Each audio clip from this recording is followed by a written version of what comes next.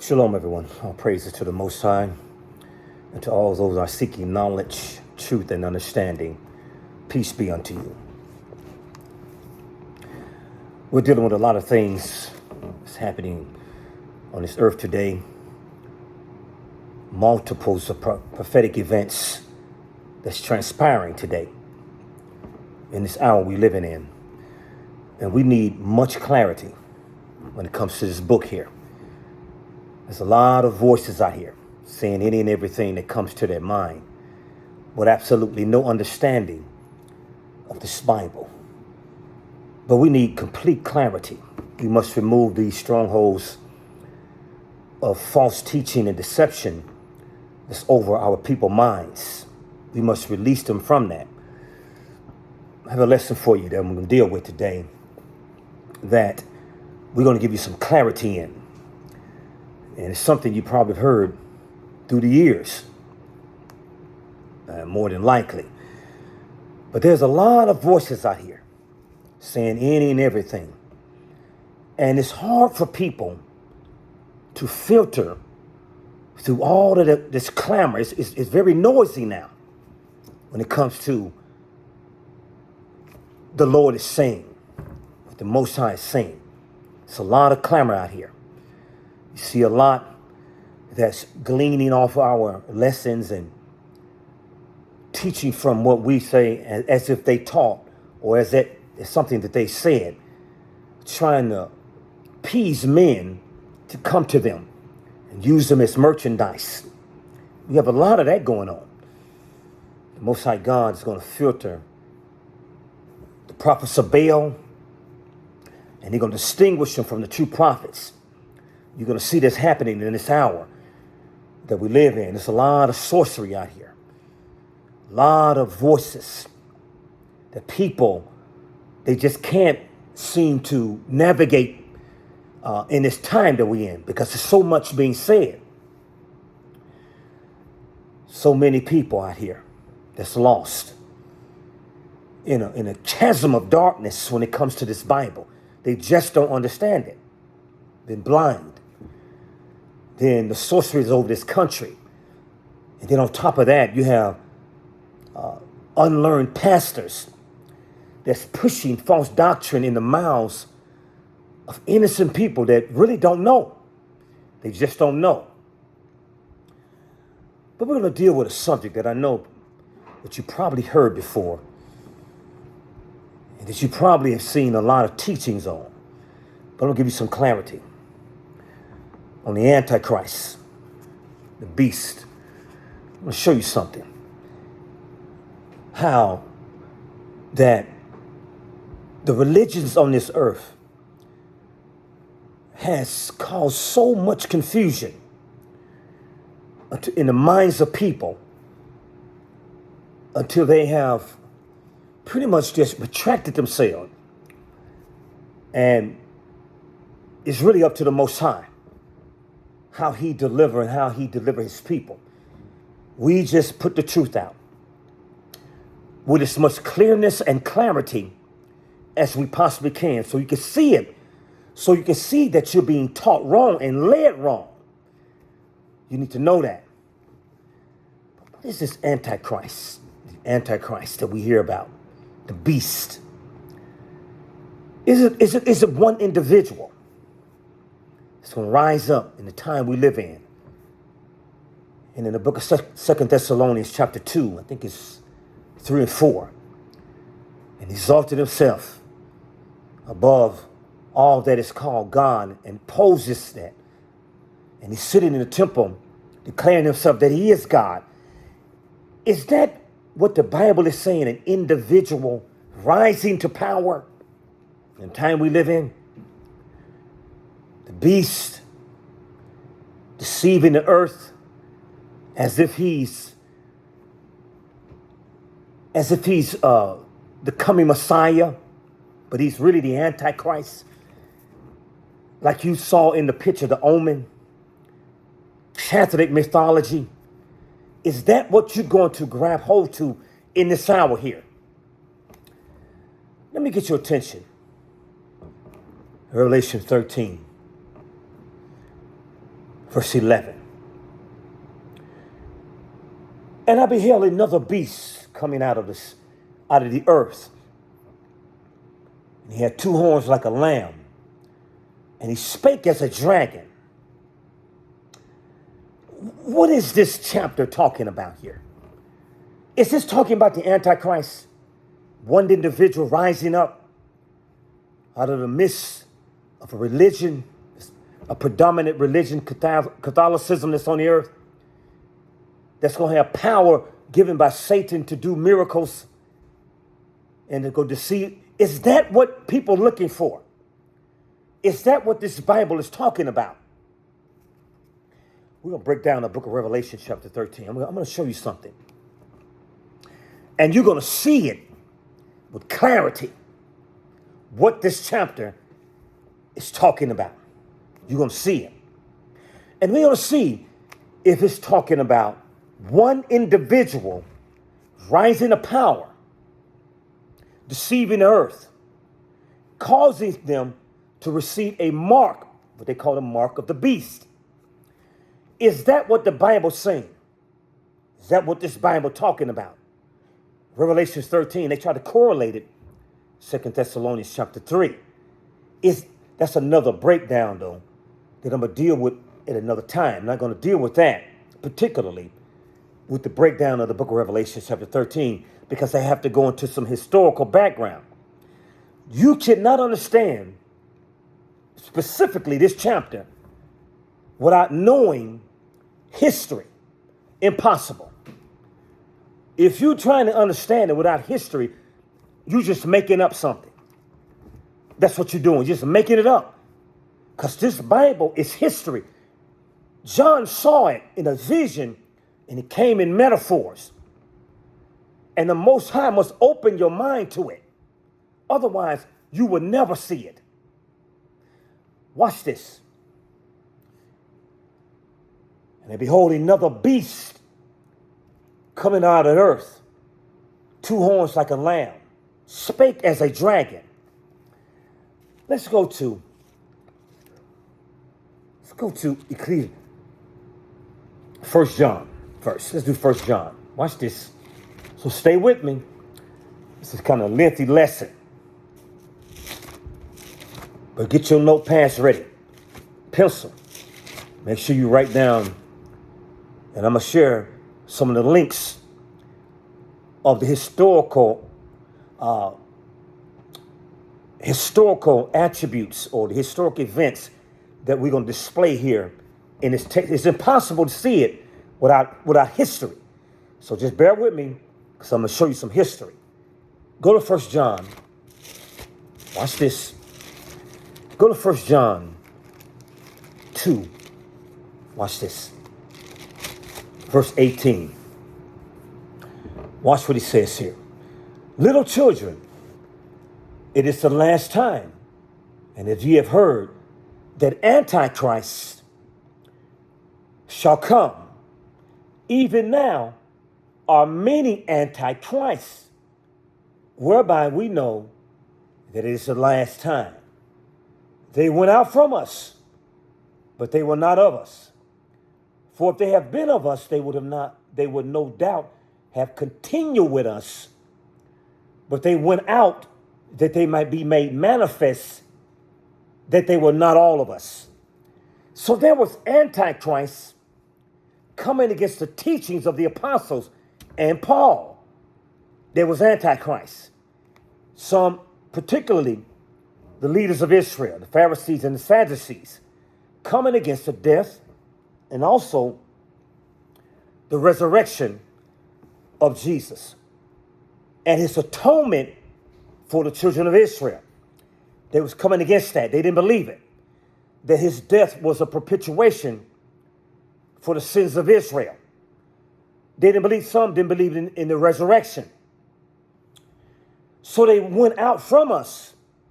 So some of them was disciples under their teaching, but fell away and began to teach against what they was taught. Like some come in Israel. They wake up. And you think they are fully awake, or the Most High God has awakened them. But they are tares in the midst of it. And they take what they learn and try to come against the truth. But they are very unlearned. It's to no avail to those that are trying to do that. It's going to be to their demise and to their destruction. To no avail, not going to work. John rather said, they went out from us, but they were not of us. For if they had been of us, they would have no doubt have continued with us. But they went out that they might be made manifest, that they can be revealed, their true spirits. They was not really in this truth to begin with. That's why you see a lot of them rising now. They get a hold to a little understanding, and they blast off into not learned enough to come in and teach some of the deep things of this truth here. And they fall because they don't have complete understanding. Fragments of Christianity is deposited in a spirit that hasn't been extracted yet. Watch this. So there are many antichrists. John is saying here, not one, many. Not one antichrist, many antichrists. Which simply means when you anti something, you are against it. You oppose it. Let's deal with the term beast. Watch this. Go to Ecclesiastes 3. Watch this. Ecclesiastes.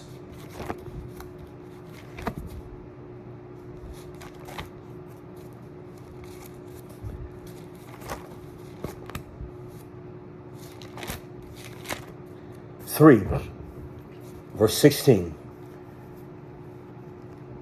Because that's 3, verse 16.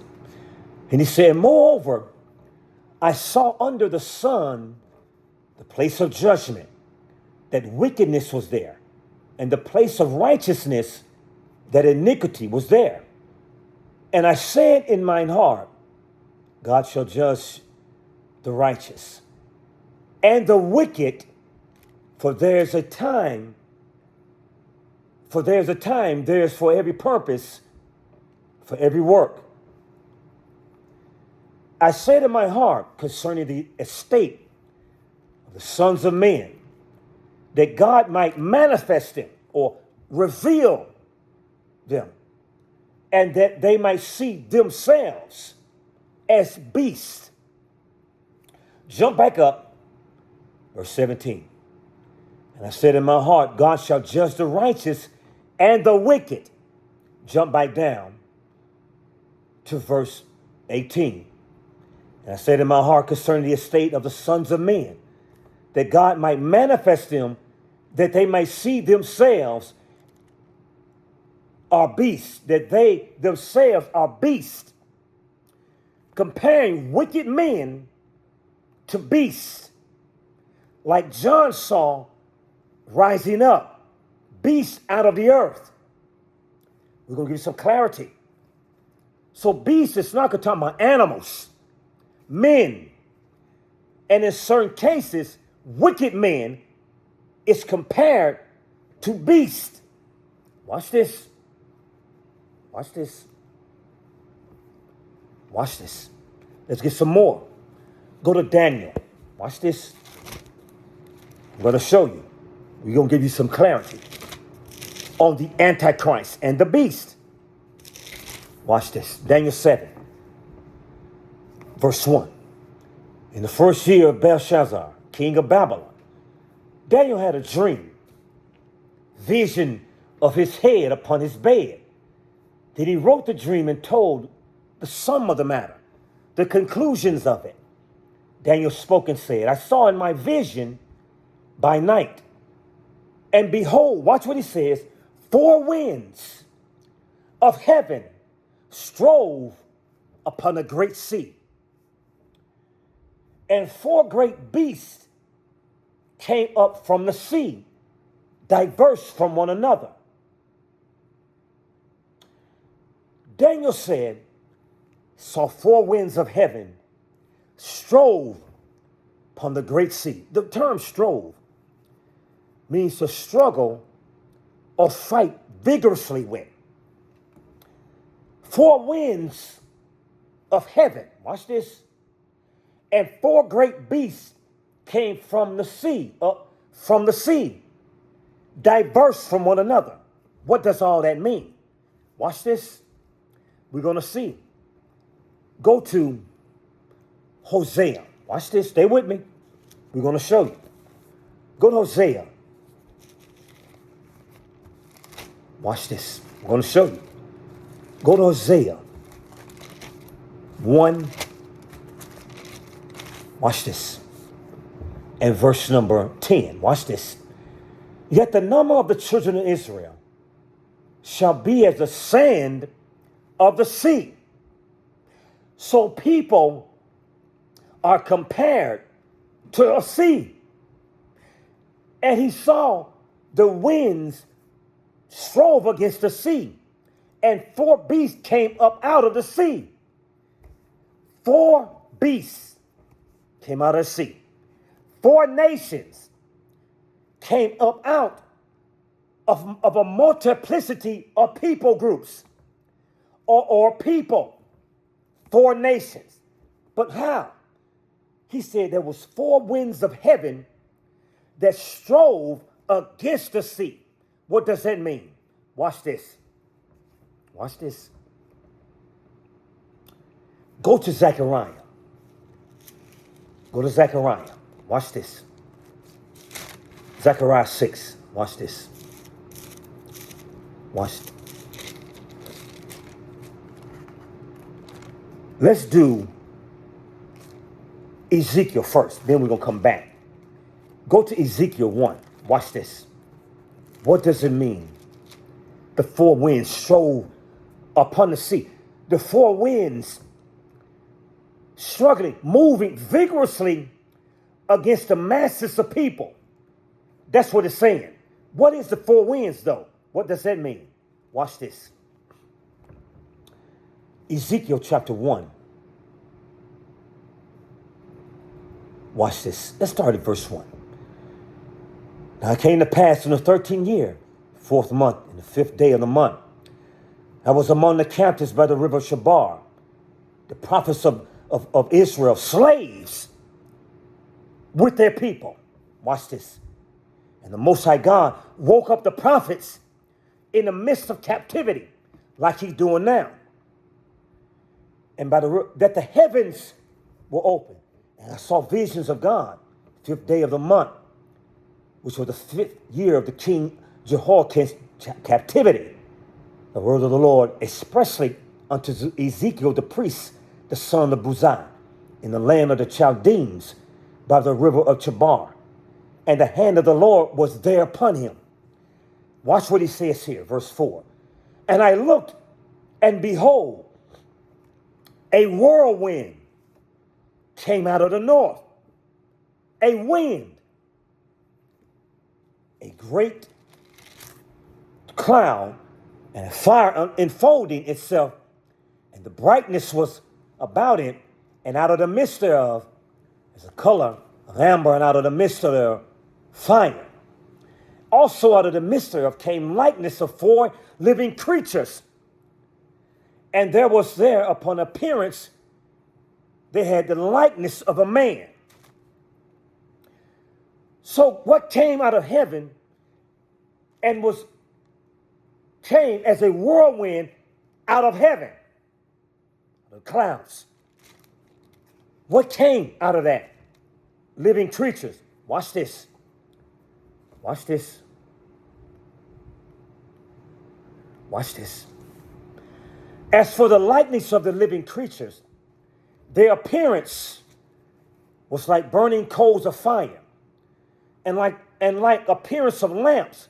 It went up and down among the living creatures, and the fire was bright, and out of the fire went forth lightning, and the living creatures ran and returned as the appearance as a flash of lightning. So the wind that came out and strove against the sea was the angels of God manipulating the minds of the nations of people, and came up out of the nations of people through the manipulation of the angels of God was 4 nations. I'm going to show you. The angels of God manipulating the minds, dealing with people groups. And 4 beasts came up out of the sea. The angels strove with the masses of people on the earth. Watch this. Watch this. Watch this. Go to Revelations chapter 4. Watch this. I'm going to show you. Go to Revelations chapter 4. Watch this. Watch this. Revelations chapter 4. Watch this. And verse number 5. Watch this. And out of the throne proceeded lightnings, just like Ezekiel, and thunders and voices. And there were 7 lamps of fire burning before the throne, just like the appearance of the living creatures that came out from heaven as a whirlwind. And the appearance was like burning coals of fire, just like these lamps of burning coals of fire. Watch this. Stood burning before the throne, which are the 7 spirits of God. So these 7 spirits was the angels of God standing before the throne of God. The same angels that Zechariah saw like a whirlwind, burning coals of fire. That's what Ezekiel saw also. The same thing John saw here in the vision. Ezekiel saw the same thing. Angels, but they moving like lightning in a nanosecond. Ezekiel said, watch this. Watch this. Go to Zechariah chapter 6. Watch this. Zechariah. Watch this. Zechariah 6. Watch this. And 1. And I turned and lifted up my eyes and looked, and behold, 4 chariots out from between the 2 mountains, and the mountains were as if brass. And the first chariot was red horses, and the second chariot was black horses.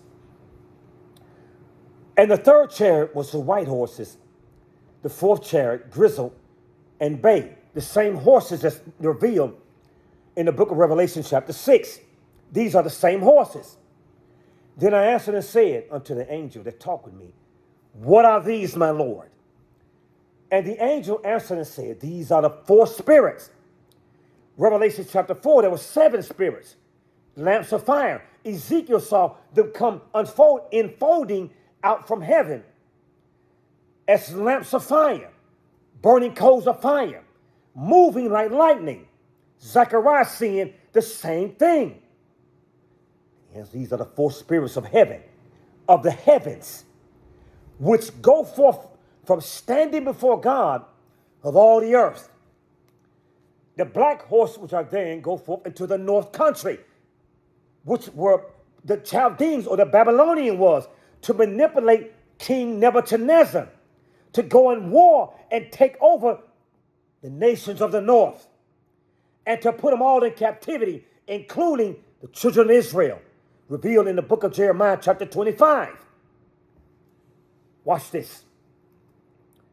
So those are the angels, Daniel 7, that strove against the sea.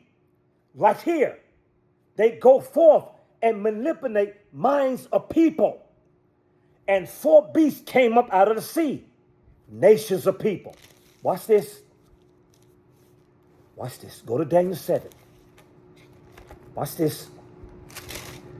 Go to Daniel 7. Go to Daniel 7. Daniel 2, rather. Daniel 2. Watch this. Let's read.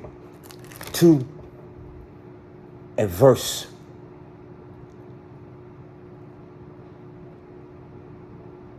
19. Then there was a secret revealed unto Daniel in his night vision. And Daniel blessed the God of heaven. Daniel answered and said, Blessed be the name of God forever and ever.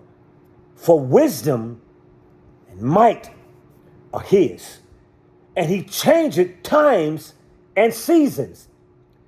He removed kings, sets up kings, giving wisdom unto the wise, knowledge to them that know understanding.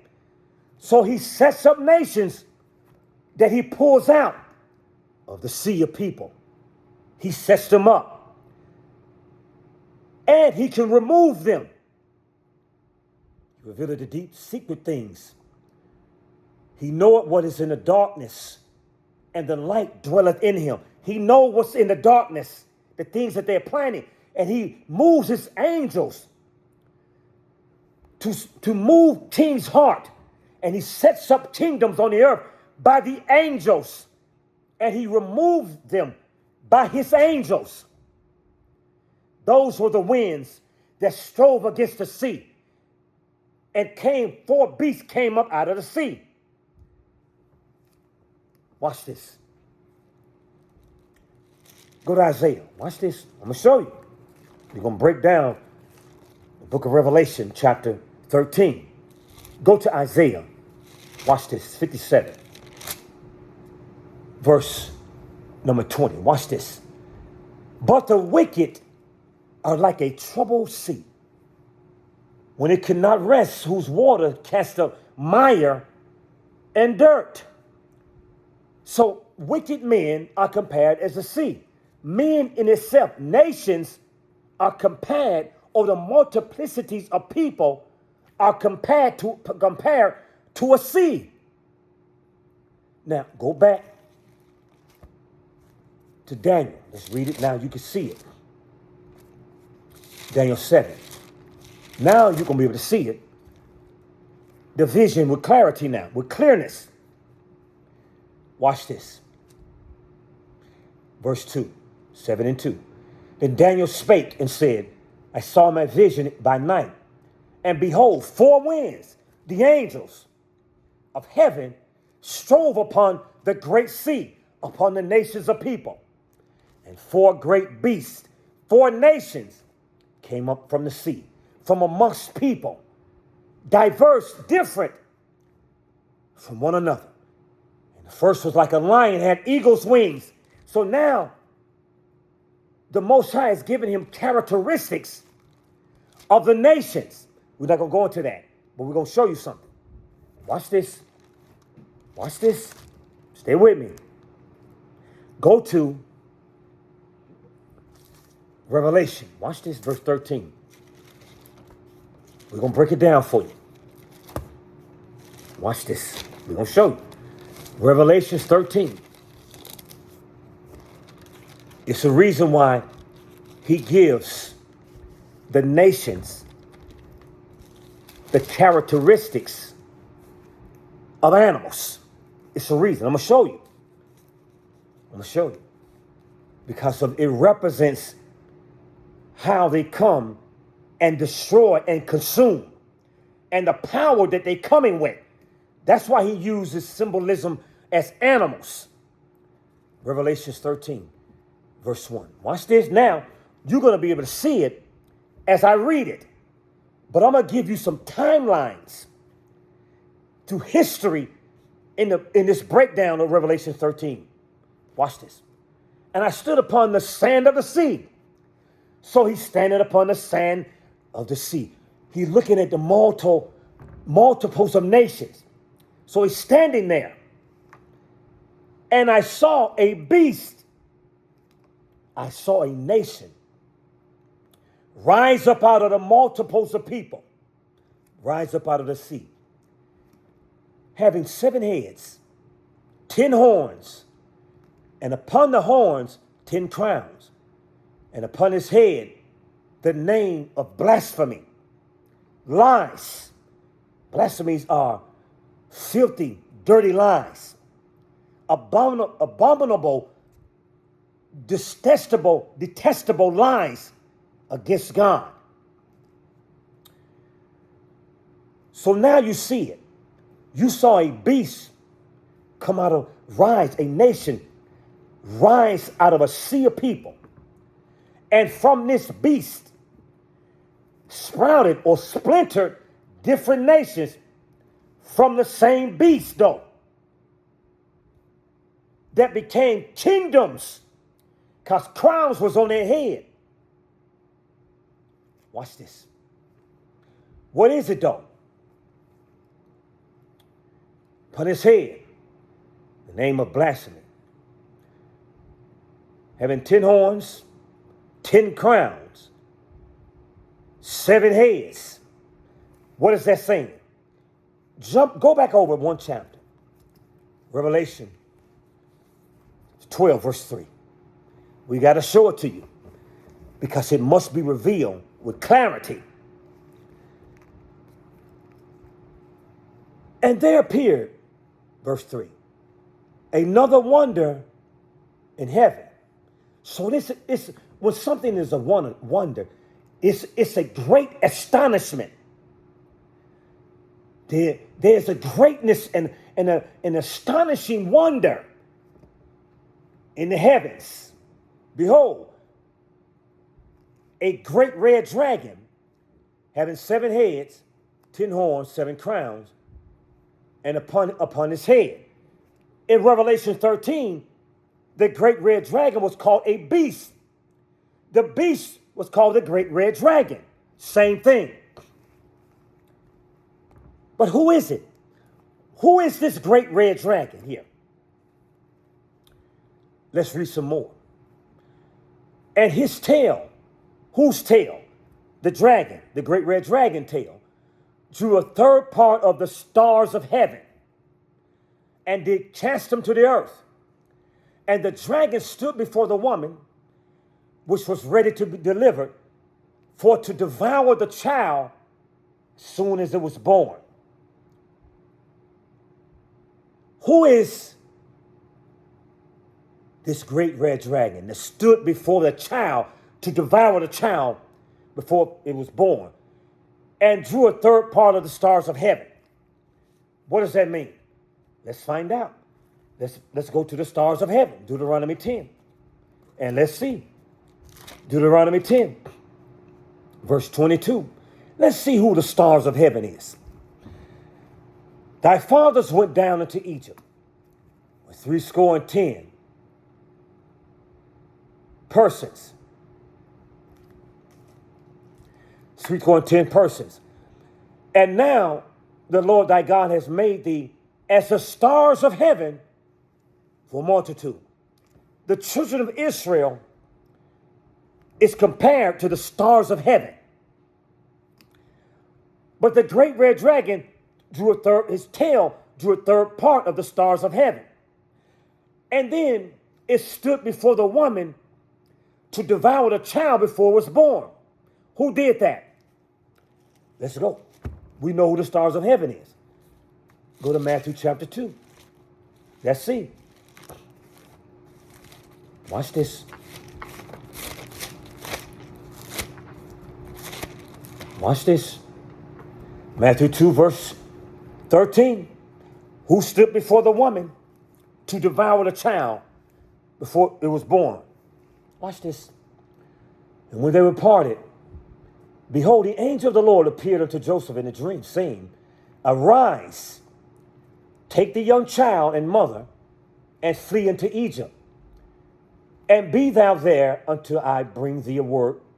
For Herod will seek the young child,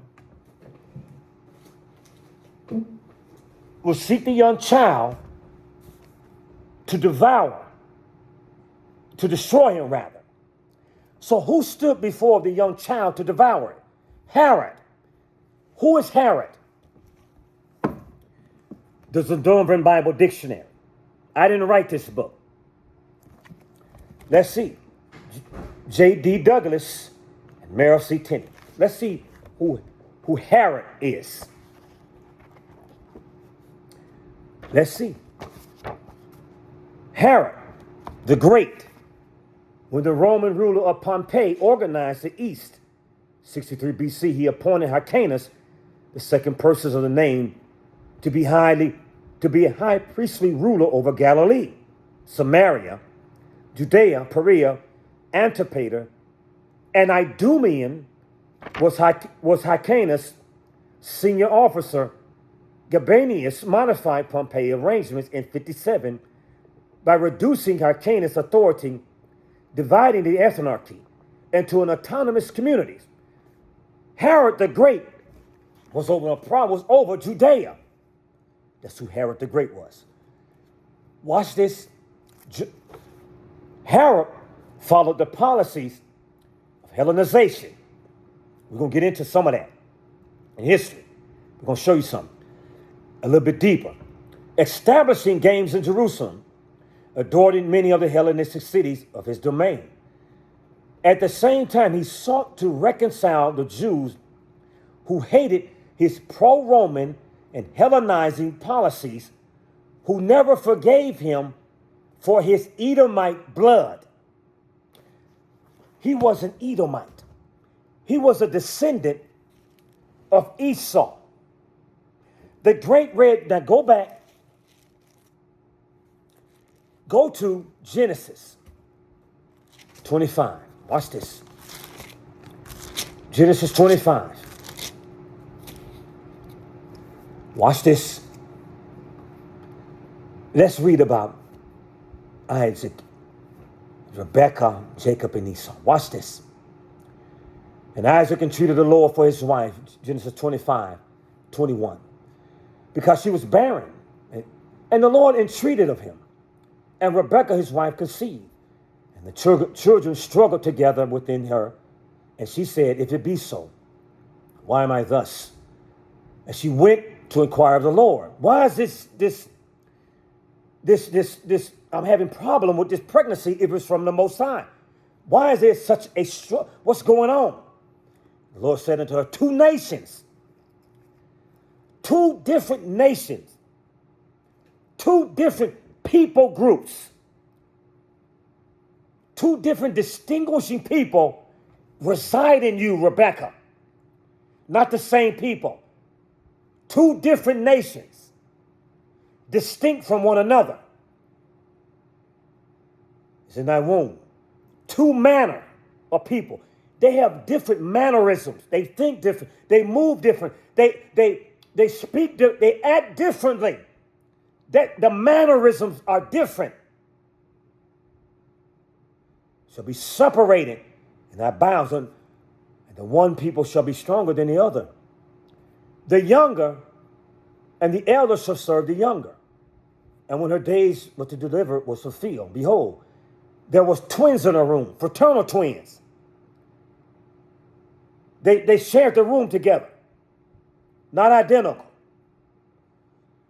And the first came out red, all over like a hairy garment. And they called his name Esau. And the first came out red, called his name Esau. Herod is an Edomite descendant from Esau. Let's get that. Genesis 36. Watch this, verse 1. Now these are the generations of Esau, who is Edom. Jump down to verse 9. Because the Most High God wants you to know who the father of the Edomites are. And these are the generations, verse 8. Thus dwelt Esau in Mount Seir. Esau is Edom.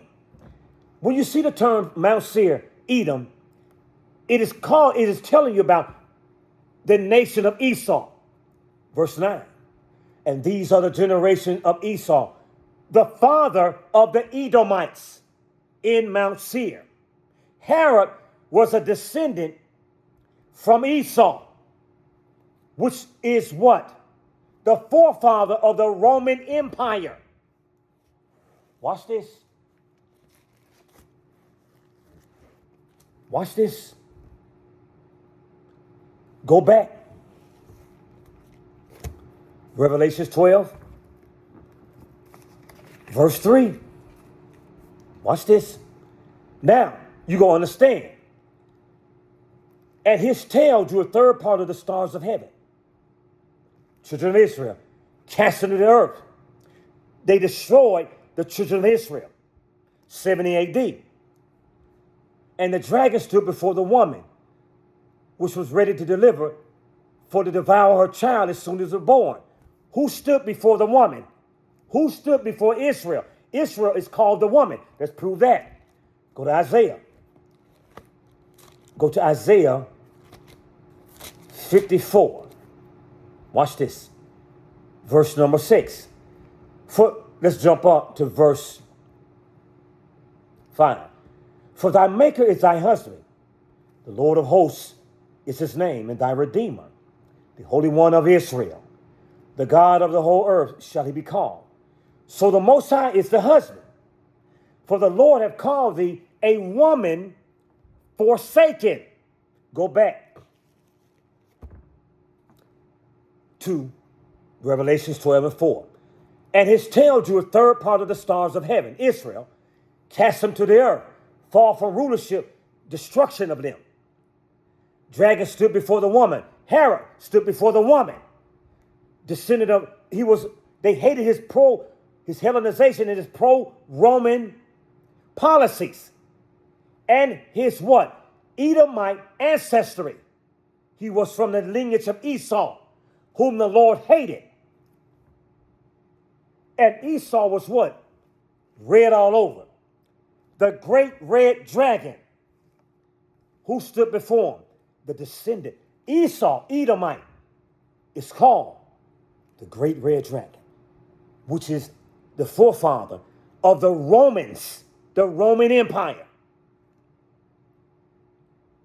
Watch this. And which was stood before the woman, which was ready to devour the child as soon as it was born. Watch this.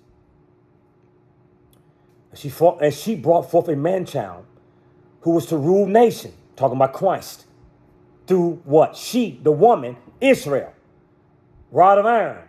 Child was caught up unto God and his throne. He was taken back unto God after the resurrection, Acts 1. Watch this. And the woman fled into the wilderness where she had placed to prepare to God, and they should feed her 1,203 score. They jump down, because I want to go through all that. Verse number 9. And the great dragon, the red dragon, Esau, not talking about Dungeons and Dragons, was cast to the earth. It lost its rulership. That's what it means, cast to the earth. Watch what he called it now. Because they have different synonyms, names it's given. The great red dragon, the beast, Revelation 13, verse 1. Now, that old serpent called the devil, Satan. So the great red dragon is called Satan and the devil. Christ is revealing to John here and calling the Romans, the old serpent, the devil, the great red dragon, Satan, which deceived the whole earth, and the beast in Revelation 13, verse 1. That's what Christ is revealing to John in a vision. And he's caught because they have been empowered by Satan to deceive the earth. See, now I'm going to get ahead of myself. See, Antichrist ain't one person, people. John said Antichrist. See, Christ is revealing who it is. I'm going to show you with clarity, though. Watch this. Go to Revelation 13, verse 2. And the beast, now we know who the beast is. It's the great red dragon, Satan, the old serpent, the devil. Is who? Stood before the woman Herod, descendant of Esau. Who is Esau? Forefather of the Romans. Who are the Romans? The Caucasian man on the earth. That's what he's saying. That's the beast on the earth, people. That's the great red dragon deceiving the masses. Watch this. Now, I don't have to keep telling you once I'm reading this what it means, because you should know now. Verse 2, and the beast which I saw, watch this. Watch this. Watch this. I'm going to show you something here. So make sure you pay close attention. And the beast which I saw was like unto a leopard. Now, he's comparing this beast here to a leopard. Watch this. Remember, the beast had 7 heads, 10 horns, crowns. It splintered into sub-nations, disintegrated into various different tribes. Same nation of people. Watch this. So one was like unto a leopard, his feet, whereas as the feet of a bear, mouth as the mouth of a lion. And the dragon, remember, gave him his power and his seat, great authority. So this came up out of the beast itself, this leopard. Because the beast, he said, the dragon gave them this power. It looked like a leopard. The dragon gave him the power. Watch this. Watch this. Watch this. What is this leopard? Who is this leopard? Watch this. Go to Daniel. Go to Daniel. Go back to Daniel. Go to Daniel 7. Watch this. Watch this. In verse number 6. Let's start there. Watch this. Let's read verse number 4. But we're gonna deal with 6 particularly. The first was like a lion. The 4 great beasts came out from the sea, diverse from one another. The first was like a lion, had eagle's wings, and had beheld till the wings were plucked up and lifted from the earth, and made to stand upon the feet as a man, and a man's heart was given into it. I kind of want to break that down for you so you get understanding. The first was like a lion, the power that it had. I'm going to show you on that. Eagle's wings, plucked up, and beheld, and his wings had eagle's wings and was like a lion. The symbol of Great Britain was a lion. That goes with the book of Revelation. This right here breaks down in another book, though. Watch this. Revelation 18, I think that's what I'm talking about. And had eagle's wings.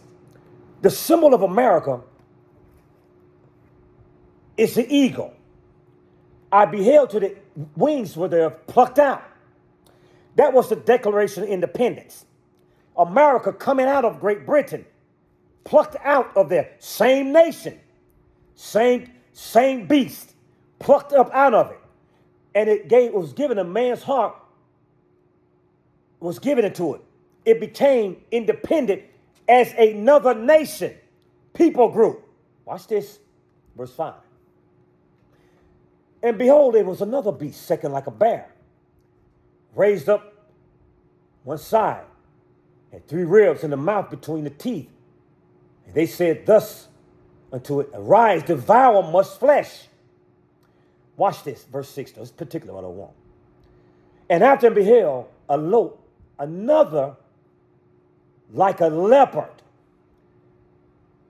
which had upon the back of it 4 wings of a fowl. The beast also had 4 heads, and the dominion was given to it. What is that? What is this leopard beast? What is it talking about? Was given to it. Watch this. Go to, jump back to Daniel, because he's going to tell you. Daniel 2. Watch this. Daniel 2. Watch this. Verse number, let's start at 38. Watch this. And wheresoever the children of men dwell, the beasts of the field and the fowls of heaven, as he hath given unto thine hand, has made thee ruler over them all. Thou art this head of gold. So Babylon, Nebuchadnezzar, was the head of gold. And after thee, watch this, shall arise another kingdom inferior to thee, the Medes and Persians. That was the nation that was inferior to them. Watch this. And another third kingdom of brass, which shall bear rule over all the earth. That is the what? The Greeks. That's the one, is the kingdom of brass. Bear rule over all the earth. Go back to Daniel 7. And after this, I lo, a leopard, which upon the back had 4 wings of a fowl, and the beast had all 4 heads, and dominion was given to it. That's Greece. That was the Greek rulership. Was the symbol of the leopard. Watch this. Let me show you. Go to Jeremiah. Watch this. Let me give you something here. Go to Jeremiah. Watch this. Go to Jeremiah. See, let me show you something. Jeremiah 50:17. Watch this. I want to show you the symbolism why they give animals. Israel is a scattered sheep. Watch this. The lions have driven him away. First, the king of Assyria have devoured him. Last, Nebuchadnezzar, king of Babylon, has broken his bones. So the lion was given, Assyrians was given a description as of a lion. Why? It devoured Israel. That's why he gives symbol. It represents their characteristics, and it gives it gives us clarity who this nation of people is on the earth today. Watch this. Watch this. That's why he gives them symbols, because it represents what they're going to do and how they did it. Because a lion is a king of a jungle. It is an apex predator, and it devours its prey. Watch this. Watch this. Let me show you something here. Now, let me read you some history, because I want you to stay in the same train of thought. You cannot lose this train of thought that's in this historical thread here. Now watch this. Leopards had a cultural role in ancient Greece. This is Wikipedia. Dionysius or Theseus wore leopard skins. That's what they put on their gods and their kings. They wore leopard skins. They slain the leopards. That was the Greeks. That's what they wore. The kings and their gods. They put them on their gods. Now watch this. This is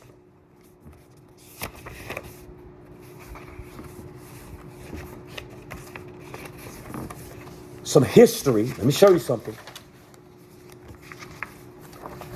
of the Greeks from, I'm going to put that WW Greece travel, Greek history, not .org, but just semicolon, not semicolon, but slash history. Now watch this. Let me read you some history here concerning the Greek Empire. You must pay close attention. Watch this. In 146, watch this, BC, Greece fell to the Romans. In 330 AD, Emperor Constantine moved the capital of the Roman Empire to Constantinople, founding the Eastern Roman Empire, which was renamed the Byzantine Empire or Byzantium. Remember that for sure. Remember that. By Western historians in the 19th century, Byzantium transformed the linguistic heritage of ancient Greece into a vehicle for a new Christian civilization. So it pushed Christianity through the earth. It serves as a vehicle, diabolical vehicle of Christianity on the earth. Make sure you take note of that. The Byzantine Empire fell to the Turks in 1453. The Greeks remained under the Ottoman yoke for nearly 400 years during this time. Their language, their religion, and their sense of identity remained strong. Even after they was conquered, the Greeks gave what we have today as a Senate. It gave us the formulation of the governmental entities that we push today, the Senate, Congress. It was derived from the Greeks. Watch this. The Byzantine Empire fell to the Turks in 1453. Remember these dates. The Greeks remained under the Ottoman yoke for nearly 400 years. This is the Greeks. During this time, the language and religion, their sense of identity remained strong. On March 25th, 1821, the Greeks revolted, watch this, revolted against the Turks. And by 1828, they had won their independence. As a new state, it comprised only a tiny fraction of the country. Tiny fraction, watch this, of the country. The struggle for the liberation of all lands inhabited by the Greeks continued. In 1864, the Ionian Islands was added. Now watch this. Watch Revelations chapter 12. Watch this, verse number 3.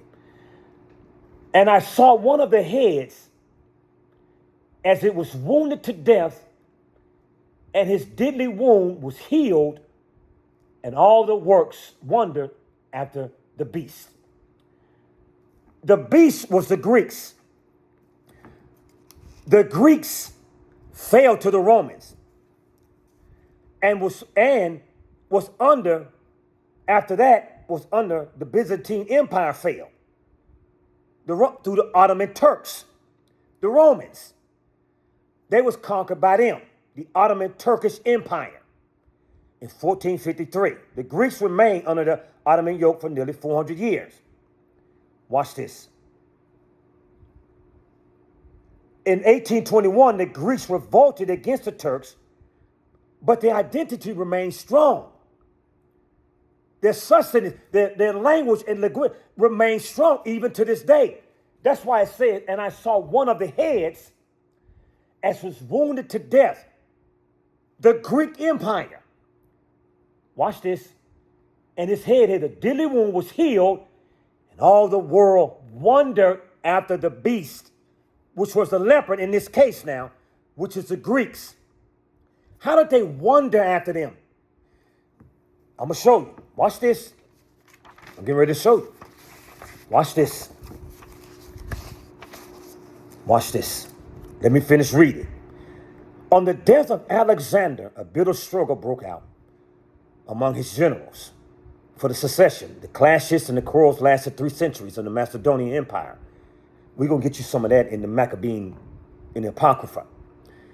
The empire was split among the successors. Three kingdoms were formed. Kingdom of Macedonia and the kingdom of Greece prospered. The kingdom of Egypt, which was ruled by the dynasty of the Ptolemies, and the kingdom of Antioch ruled by the dynasty of the Seleucids. Hellenism had expanded beyond the metropolitan bounds and had created new centuries of culture. The Greeks had made a discovery that they were not only members of a narrow community like the city-state, but broader, civilized, Hellenized community. The Epicurean and the Stoic philosopher taught new ideas, brotherhood, while the syntax became Vetus Amor and radical messages and considered themselves to be citizens of the world. The Museum of Alexandria and the Library of the Pergamon became renowned cosmopolitan centers of arts and letters from which great poets in 3rd century BC emerged, such as Apollonius, Telemachus, and Theocritus. So the Greek civilization was conquered. Deadly wound, it was healed. But its culture, they wondered after its culture. That is what remained. Watch this. Watch this. That is what remained. Watch what it says here in the Roman conquest. But the long-lasting wars among the successors weakened the new states to the extent they fell easy prey to the Romans. The Romans conquered the Greece in 146 BC. But in conquering the East, they were charmed by it and imitated its culture, Greek culture. They was deeply influenced by it in all aspects and their lives, and it changed their habits, manners, and customs. This is why their civilization was known as Greco-Roman civilization. The Roman Empire began to decline in the middle of the 4th century. So you see that the Greeks was conquered by the Romans. Ottoman Turks came in, and they was wounded, but their culture survived through all of these civilization. And I'm going to show you that they begin to rise as a nation again. And their culture and their linguistics survived and took over even the Latin word and the Latin vernacular. It became a prominent language of that day. So he was healed. And they wondered, they was in an awe and astonishment, what? And how they handled and how they conquered and how they thrived as a nation. So they imitated them. That's what it's talking about. Watch this. That was the leper. Greece, Greek. That was the Greek rulership here. Follow me closely now. Watch this. Watch this. Watch this. Watch this. Now let's read it again. Revelation 13, verse 3. And I saw one of the heads as it was wounded to death. That was the Greeks. And his deadly wound was healed. And all the world wondered after the beast. How did they wonder after? They imitated them. They adopted their culture. That's why it was called Greco-Roman. And they wondered after it because they mimicked their culture, their politics, and they grew as a nation, Greco-Roman Empire. That's what it's talking about. Watch this. And they worshiped the dragon and gave power unto the beast. And they worshiped the beast, saying, who is like unto the beast? Who is able to make war with him? Watch this. And they were given we're still talking about Greece now. Watch this. You got to stay in the historical thread here so it can make sense. And they was given him, watch this. And it says, verse 4, who is like unto the beast? Who is able to make war with him? Why? Greece was given dominion over all the earth. That's what the Bible says. Remember, the Most High sets up, he saw 4 beasts come strove up out of the sea. Daniel said, it's times and seasons. And he sets up kings, remove kings. He set up Greek empire to rule over the earth.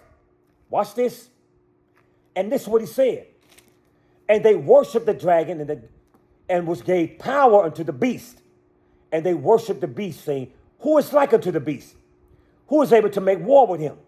Because Greek conquered the earth at that time. And there was given unto him mouth speaking great things. Blasphemies and power was given unto him to continue 42 months, 3.5 years. That's what it's talking about. 3.5 years. That's 42 months. 12 times 3 is 36 plus 6 is 42. 42 months. Watch this. Watch this. What is that talking about? Let's see. Go to your Apocrypha. Let me show you what it means. When they say, who is like unto the beast? And who are able to make war with him? Giving him power, speaking great things, the blasphemies, the power was given unto him. Watch this. Watch this. Watch this. Watch this. Go to 1 Maccabees. This is what that means. Watch this.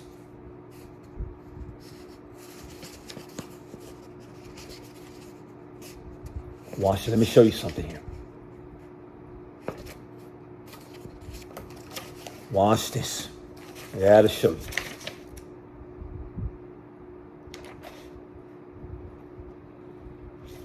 Watch this. I'm going to show you. Watch this. 1 Maccabees. Watch this. Verse 1. And it happened after Alexander, the son of Philip, a Macedonian, who came out of the land of Chittim, and smitten Darius, the king of the Persians, Medes, that he reigned in his stead the first over Greece. And he made many wars and won many strongholds and slew kings of the earth. You remember he had dominion. And went throughout the ends of the earth and took spoils from many nations. Watch this. And so much that the earth was quiet before him, whereupon he was exalted and his heart was lifted up. And he gathered mighty strong hosts and ruled over countries and nations and kings who became tributaries unto him. That means they was bringing their spoils unto him. We're still talking about, still in the historical thread, in Revelation 13, verse 4. Let me read it again. And they worshiped the dragon which gave power unto the beast, the leopard, Greece, the Greek empire, which they worshiped the beast, saying, who is like unto the beast? Who is able to make war with him? He's seeing this in a vision, people. He's seeing the kingdoms that was revealed to Daniel coming down the line. That's what he's seeing in Revelation 13. But you must stay in the historical thread to see the exact vision that he's portraying here. Watch. He said it here in the book of Maccabees. And he went throughout the ends of the earth, took spoils of nations, insomuch that the earth was quiet before him. Whereupon he was exalted in his heart and was lifted up. And he gathered a mighty strong host and ruled over countries, nations, and kings who became tributaries to him. And after these things he fell sick, perceived that he should die. Wherefore he called his servants, such as honorable, and he had brought up with him before the youth, and parted his kingdom among them while he yet was alive. So Alexander reigned 12 years and he died. The servants bear rule in one place. And after his death, they all put crowns upon their heads, upon themselves rather. So did their sons after them many years. And evil was multiplied in the earth under the Greeks. Evil was multiplied. And there came, watch this, out of them a wicked root, Antiochus, or Antiochus, surnamed Epiphanes, son of Antiochus king, who had been a hostage in Rome. And he reigned in his 137th year, the kingdom of the Greeks. Watch this. And in those days when out there of Israel, wicked men came out of Israel and persuaded many, saying, let us go and make a covenant with the heathen that are round about us. For since we departed from them, we have had much sorrow. So this device pleased them well. And certain people were so forward herein that they went to the king, who gave them a license to do after the ordinances of the heathen, whereupon they built places of exercise in Jerusalem, according to the customs of the heathen, and made themselves uncircumcised, and forsook the holy covenant, and joined themselves to the heathen, and were sold to do mischief. Watch this. Now, jump over to 41. Let me read, let me brief you, let me refresh your mind. Verse number, Revelation 13:5. And there was given unto him a mouth speaking great things and blasphemies, and power was given unto him to continue 42 months. And he opened his mouth and blasphemed against God, and blasphemed his name and his tabernacle, and them that dwell in heaven. Watch this. Watch this. Watch this. Watch this. Make sure. I want to go ahead. Watch this. Verse 41. Moreover, King Antiochus wrote to his whole kingdom that they should be one people, and everyone should leave his laws. Leave your God, leave your laws. So all the heathen agreed, according to the commandment of the king. Yea, many of also the Israelites consented to his religion. Sacrifice. Remember, he exalted himself. He got exalted in his heart. Sacrificed unto idols. Profaned the Sabbath. For the king had sent letters by the messengers unto Jerusalem, the cities of Judah, and they should follow the strange laws of the land. Forbid burnt offerings, blaspheming God, forbidding burnt offerings, because they was given that right under King Cyrus, under the Medes and Persians. But when the Greeks came in, they said no, because you remember they had a temple under King Cyrus. They allowed them to build. King Cyrus and Darius and Artaxerxes, they built the temple. They rebuilt it. He came and said no. He exalted himself. Said, you forsake your own religions now. Everybody gonna be under the king of Greece now. Watch this.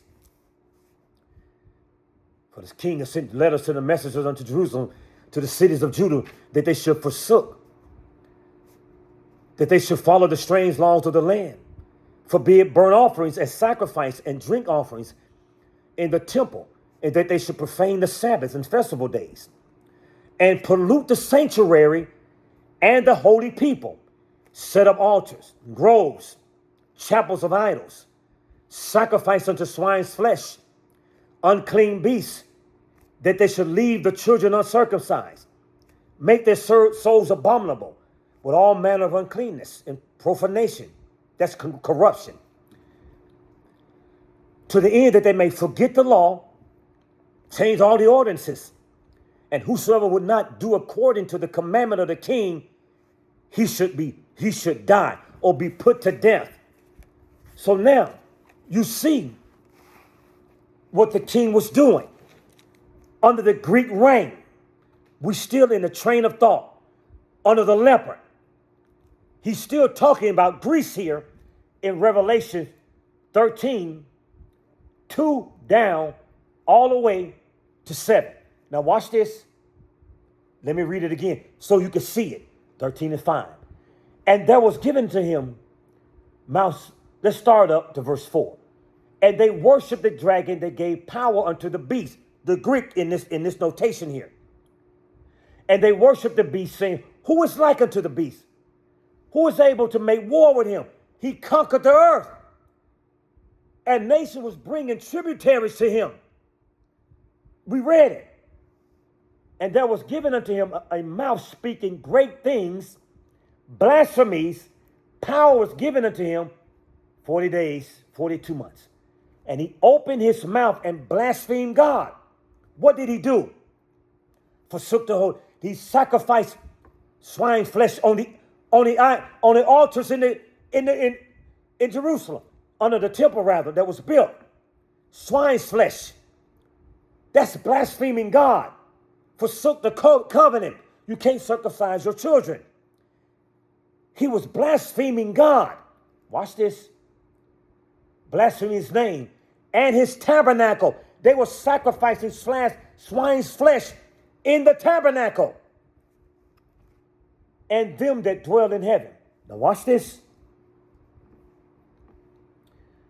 And he opened his mouth. Watch this. And he opened his mouth and blasphemed God, and he blasphemed his name and his tabernacle and them that dwell in heaven. Watch this. Talking about the children of Israel. Watch this. That was dwelling in the kingdom there. When he said dwell in heaven, the present kingdom, in his kingdom. Watch this.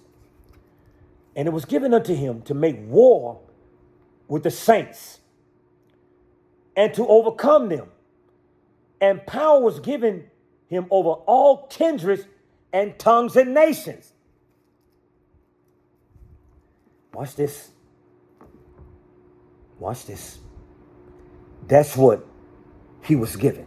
And that's what we just read in 1 Maccabees 1 down to 30 and then 41. Watch this. Revelation 13, verse 8. And all that dwell upon earth shall worship him, whose names were not written in the book of life, and the Lamb slain from the foundations of the earth. Watch this. Go to Daniel. Go to Daniel. We just read some of that, but let's go to Daniel, solidify it. Go to Daniel. Daniel chapter 7. Watch this. We got to go back there because we got to correlate these scriptures here. Daniel 7. Watch this. Watch this. And start at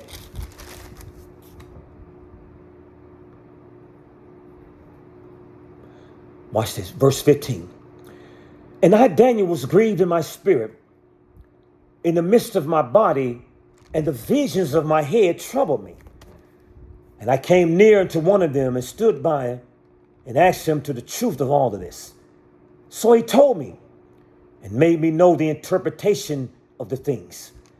These great beasts, listen what he says, which are four kings which shall rise out of the earth. We just saw the leopard, which was the kingdom of the Greeks. The king of Babylon rose. An inferior kingdom came and defeated him. Medes and Persia defeated king of Babylon. Then the Greece came. Empire rose up.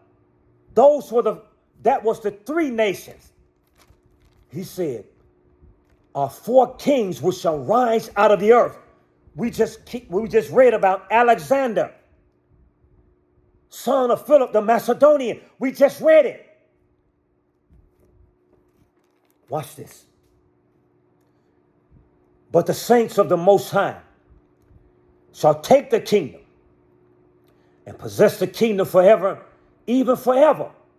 Who are the saints of the Most High? The children of Israel. That's the time we are living in now. Where are we going to take the kingdom back? Then I will know the truth of the fourth beast, which was diverse from all the others, exceeding dreadful, whose teeth was of iron, nails of brass, which devour and break in pieces and stamp the residue with his feet. That's the Roman kingdom. That's what he's talking about. The fourth beast that came and devoured everybody else. Watch. And of the 10 horns that were in his head, and of the other which came up before whom there fell, even of the horn that had eyes in the mouth that spake very great things, who looked more stout than his fellow. I beheld the same horn made war with the saints and prevailed against them until the Ancient of Days came, and the judgment was given unto the saints of the Most High. And the time came that the saints possessed the kingdom. Watch this. Thus said he, the fourth beast shall be the fourth kingdom upon the earth. The fourth kingdom. We are living in the fourth kingdom of the beast that's on the earth. Shall be diverse from all the kingdoms. I shall devour the whole earth and shall tread it down and break it into pieces. Watch this. Watch this. Watch this. Devour the whole earth and shall tread it down and break it. And the 10 horns out of the kingdom are the 10 kings that shall rise, and another shall rise after them, and shall be diverse from another, from the first, and shall subdue 3 kings. And he shall speak great words against the Most High, and shall wear out the saints of the Most High, and think to change times and laws. And they shall be given to his hand a time and times and dividing of times. 350 years. Watch this. But judgment shall sit, and they shall take away the dominion and consume and destroy it unto the end. And the kingdom and dominion and the greatness of the kingdom under the whole heaven shall be given to the people of the saints, to the people of the Most High, whose kingdom is everlasting kingdom. And all dominion shall serve and obey him. Hitherto at the end of the matter. As for me, Daniel, my cogitations must trouble me, and my countenance changed in me. And I kept this matter in my heart. Watch this. Go to Daniel 2. Go to Daniel 2. And let's look at this fourth kingdom. Watch this. Daniel 2. Watch this. Daniel 2. Watch this. Start at, watch this, verse 39. And after this shall rise a kingdom inferior to thee, and another third kingdom of brass, the Greeks, we just read it, stay with me, which shall bear rule over all the earth, under Alexander the Great, son of Philip, Macedon, took rule over the earth. Evil multiplied under his rule. Watch this. And the fourth kingdom shall be strong as iron, the Romans. For as much as iron breaketh into pieces, subdueth all things, and as iron that breaketh all these things shall break into pieces and bruise. Watch this. And whereas I saw the feet of the toes of the powdery clay, part was iron, and the kingdom shall be divided, but there shall be in it of the strength of iron, for as much thou sawest the iron mixed with miry clay. This is the fourth beast. Feet of toes, 10. The 10 kingdoms that what splintered out of the great red dragon, which is the beast. Watch this. And the great red dragon, the beast. Same synonymous. Stay with me. As of the toes, the feet were part iron and part clay. So the kingdom should be partly strong and partly broken. Whereas thou sawest the iron mixed with miry clay, they shall mingle themselves with the seed of men, but they shall not cleave one to another, even as iron is not mixed with clay. So the nations, and I'm going to show you in the book of Revelation, I'm going to show you, I'm correlated, are not going to come together. Why? In this amalgamation of nations, which is also the great whore and the beast, also and the great red dragon that sits upon many waters in the book of Revelation chapter 18. The seeds, they are not going to mingle. It says, And the seed is not going to mingle together. Why?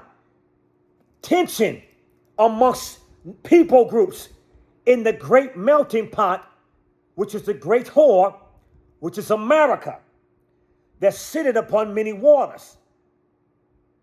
Chaos in America. Why? Everybody, all these people groups against one another. Chaos. Watch this. Stay with me. And in the days of those kings, now that we're living in the days of these kings, shall the God of heaven set up a kingdom which shall never be destroyed. The kingdom shall not be left of the people, but it shall break to pieces and consume all these kingdoms, and it shall stand forever. We're living in this fourth kingdom here. Go to the book of Revelation. I'm coming back to 13. Just stay with me. Revelation 17, rather. Watch this. Verse 1. And there was one of the seven angels that had the seven vials, and talked with me, saying unto me, Come hither, and I will show you unto the judgment of the great whore that sitteth upon many waters. The great whore is mystery Babylon the Great, which is America, which is the beast and the great red dragon that sitteth upon many waters, splintered into various nations. Same thing. Jump down to verse 16, verse 15. The great whore that sitteth upon many waters. What does that mean? Verse 15. And he said unto me, The waters which thou sawest, where the whore sitteth, are peoples and multitudes and nations and tongues. That's what it's talking about in Daniel 2:39 down. Where the seed, where the iron mixed with clay, it didn't mix. For as much iron does not mix with clay, the seed of men. Because why? This is the great melting pot. And it is chaotic here amongst the people. Dissension, confusion in mystery Babylon the Great. Now watch this. Go back to Revelation 13. Watch this. Watch this. Let me show you something here now. Watch this. Revelation 13. Watch this.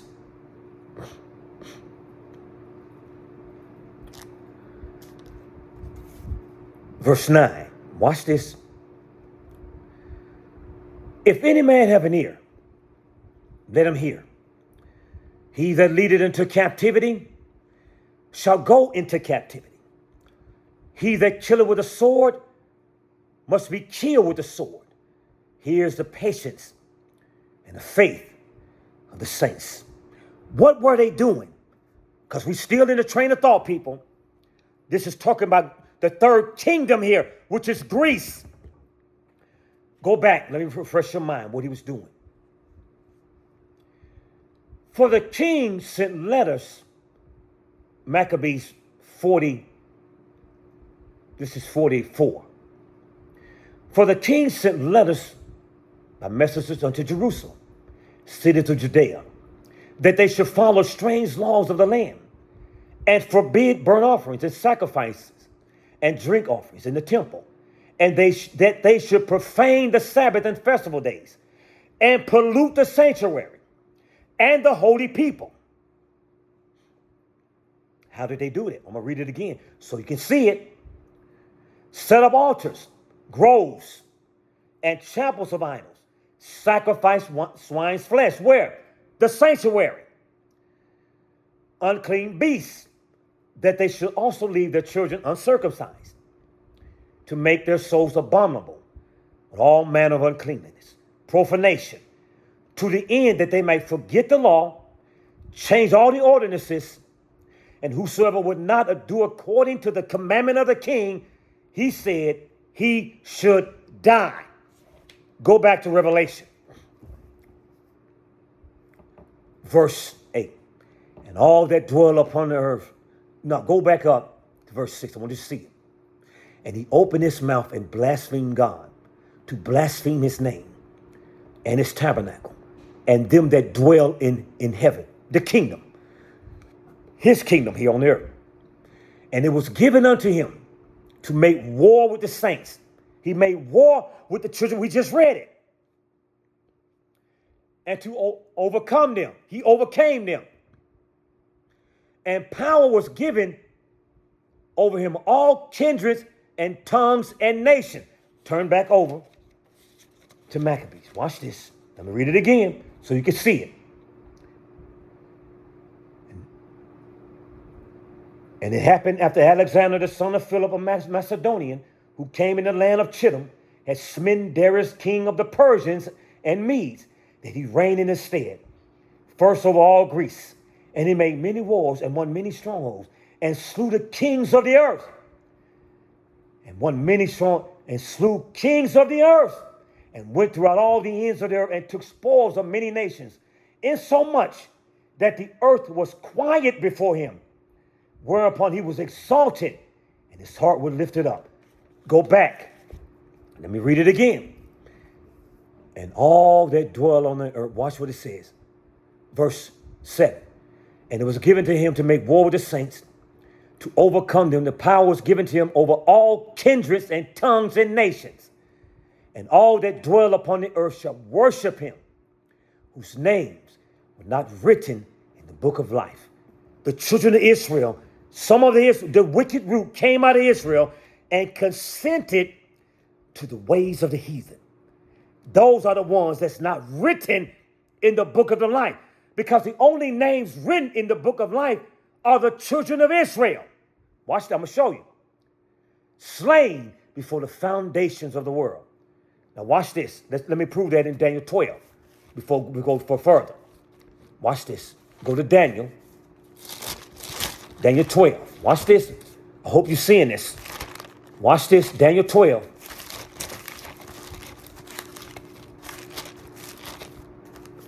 Watch this. 12 and 1. And at that time, Michael shall stand up. The great prince was standing for the children of thy people. And there shall be a time of trouble such as never since there was a nation, even the same time. And at that time, thy people shall be delivered, every one that shall be found written in the book. There was a wicked root, as we read during this age, under the Greek captivity, a wicked root of Israelites, the children of Israel, that consented to the ways of the Greeks, and they forsook the holy covenant. Go back to Revelation 13. Revelation 13, verse number 8. And all that dwell upon the earth shall worship him, whose names are not written in the book of life of the Lamb slain from the foundation of the world. That's under the Greeks' captivity. What I'm telling you, people, it's already happened. That has already taken place. Watch this. Watch this. Now, watch what he says, verse 9. If any man have an ear, let him hear. If you have understanding, listen to this. He that leadeth into captivity shall go into captivity. He that killeth with the sword must be killed with the sword. Here is the patience and the faith of the saints, who led them into captivity and was putting them to death by the sword. The Greeks, that they should die. He sent letters by messengers. That's why he's saying this here. Christ is telling them why the judgment on those that do this, pertaining to the Greeks here, the third kingdom. So stay in this train of thought here and in this historical thread. Watch this. Watch this. Watch this. Watch this. Watch this. Watch this. Go to,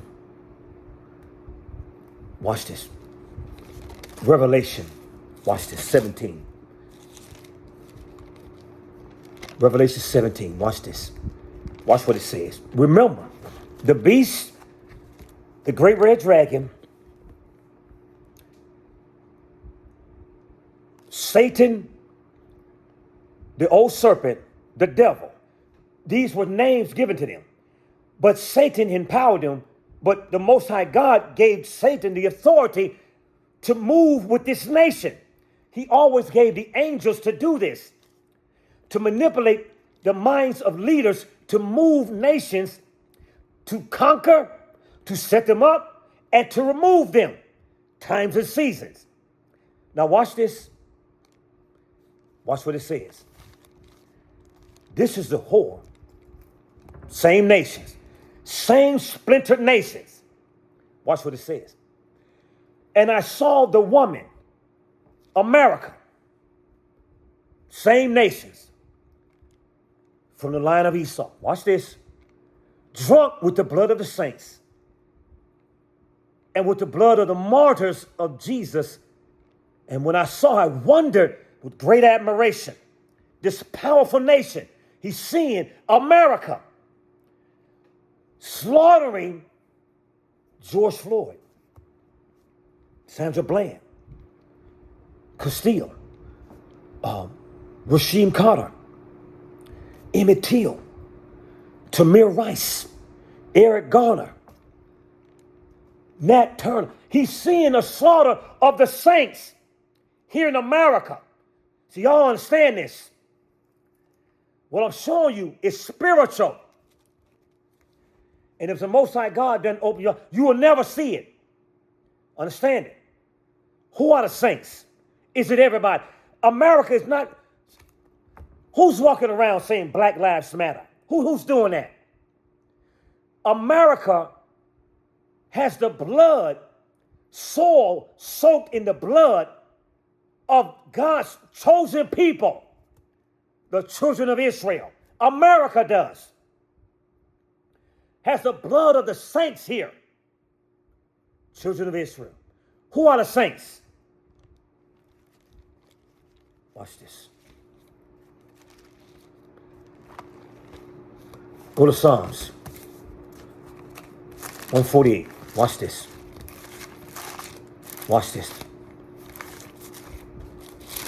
Let's see. 148:14. He exalted the horn of his people, the praise of all his saints, even of the children of Israel, a people near unto him. Praise ye the Lord. The saints are here in America being slain. The blood, the martyrs of the children of the Most High God, which are the blacks scattered in the diaspora. The America's soil is soaked in the blood of God's chosen people. That's what Jesus the Christ, the Black Messiah, showing John in a vision what was happening to George Floyd, Tamir Rice, Sandra Bland, Rasheem Carter, Breonna Taylor, Emmett Till, Nat Turner. He's showing the slaves that were slaughtered and lynched and burned here in America. The Native Indians, Seminole Indian, some that's from the tribe of Gad, some tribe of Israel, slaughtered here in America.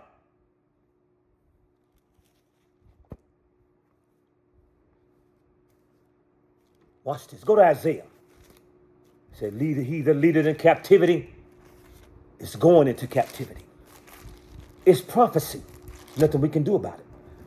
Isaiah 14:1. And for the Lord would have mercy on Jacob. He will yet choose Israel and set them in their own land. And the strangers, the other nations, shall be joined with them. And they shall cleave to the house of Jacob. And the people shall take them and bring them to their place. And the house of Israel shall possess them. When you possess something, it becomes, you become owner. It be owners of it. it becomes your property, and shall possess the strangers,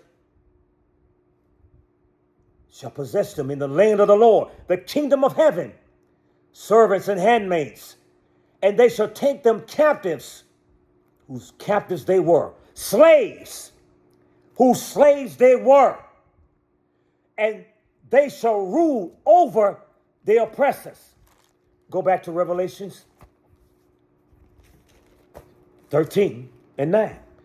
And if any man have an ear, let him hear. If you have ears on the side of your head, understand this, black pastor. Running around here with your slave mindset, not knowing we are God's chosen people. They sitting in your pews. You even know that. He that leadeth into captivity shall go into captivity. He that killeth with the sword must be killed with the sword. Here is the patience and the faith of the saints. That's how we patiently waiting for justice and judgment on the other nation. This was talking about Greece that has slaughtered the children of Israel here under the Greek captivity. If they didn't do by the decree of the king of Greece. Watch this. Revelation 13. Watch this. Verse 11. Watch this now. I beheld another beast come out of the earth. 2 horns like a lamb, spake as a dragon. Watch this. And he exercised all the power of the first beast before him, and causes the earth. Watch this. And causes the earth and them that dwell on the earth to worship the first beast whose deadly wound was healed. There was another beast coming up from the earth. 2 horns like a lamb, spake as a dragon. Coming harmless, seemingly harmless, but spake as a dragon. They had a tongue that said something different than their initial presentation. 2 horns like a lamb, spake like a dragon. Watch this. But he exercises the power of the first beast, which was Greece, and causes the earth and them that dwell on the beast to worship the first beast, whose deadly wound was healed. Watch this. Let me go back and remind you. Let's read this. Watch this.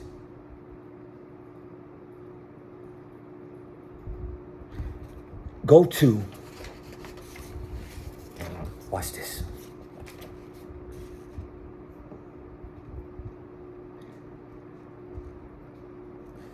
Watch this. Watch this. Why are they connecting those beasts together? Watch this. The Roman conquest. I'm going to put some links so you can see the material I'm reading, so you can read it. The Roman conquest. But the long-lasting wars among the successors weakened the new states to the extent that they fell easy prey to the Romans. The Romans conquered Greece. That was another beast rising. Remember, they all coming from one nation, from one beast, splintered to other, the same people. Watch this. The Romans conquered Greece 146 BC. But in conquering the East, they were charmed by Greece, and imitated its culture. They were deeply influenced by all these aspects of their lives, and it changed their habits, manners, customs. This is why their civilization was known as Greco-Roman civilization.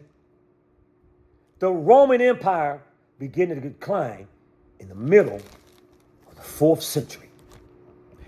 And he exercised all the power of the first beast. That's what we just read. And in them that dwell on the earth, worship the first beast. How?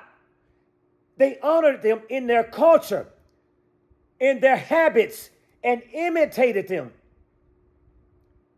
They worshiped the whose deadly wound was healed. How? Watch this.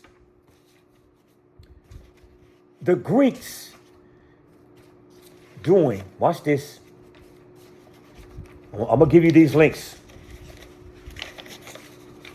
Watch this.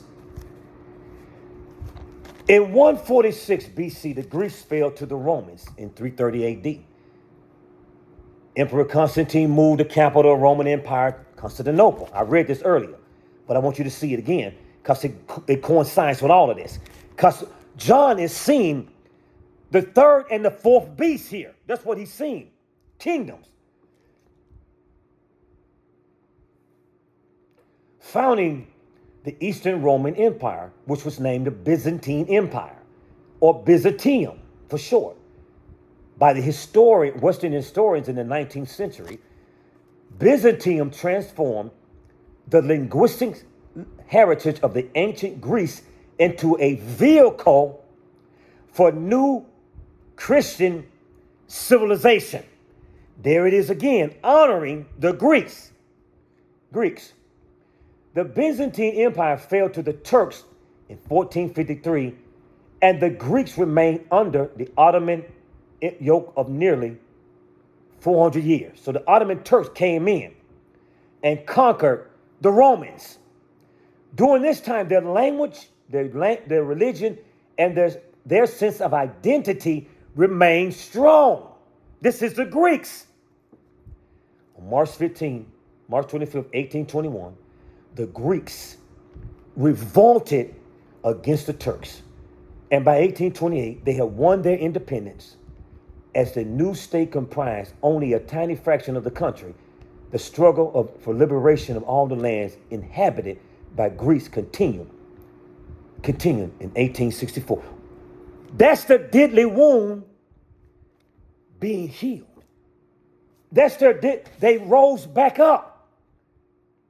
And their culture was revived through all of these different conquerings. And on top of that, their wound was healed. People, this is talking about Greece and the Greco-Roman Empire in Revelation 13. You have to know history to see it. Now watch this. Watch this. Watch this. We got to deal with verse 11. Horns like a lamb, and I beheld a beast coming up out of the earth. Another beast, 2 horns like a lamb, spake as a dragon. Go to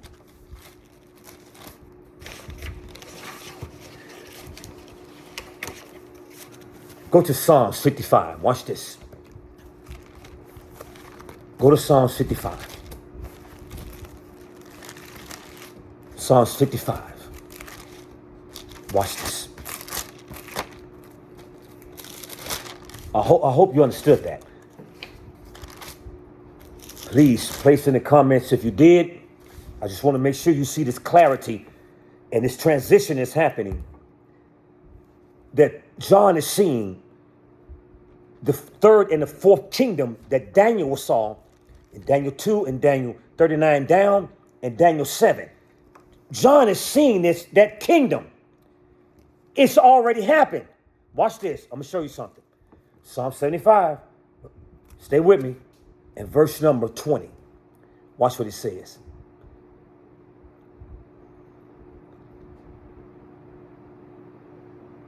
Let's start at just 20. Verse 19, God shall hear and afflict them, even he that abideth of old, Salah. Because they have no changes, therefore they fear not God. He hath put forth his hand against such as to be peace with him. He has broken his covenant. The words of his mouth were smoother than butter, but war was in his heart. His words was even softer than oil, yet were they drawn swords. Go back to Revelation 13. Watch this. Verse 11. I beheld another beast, the Romans,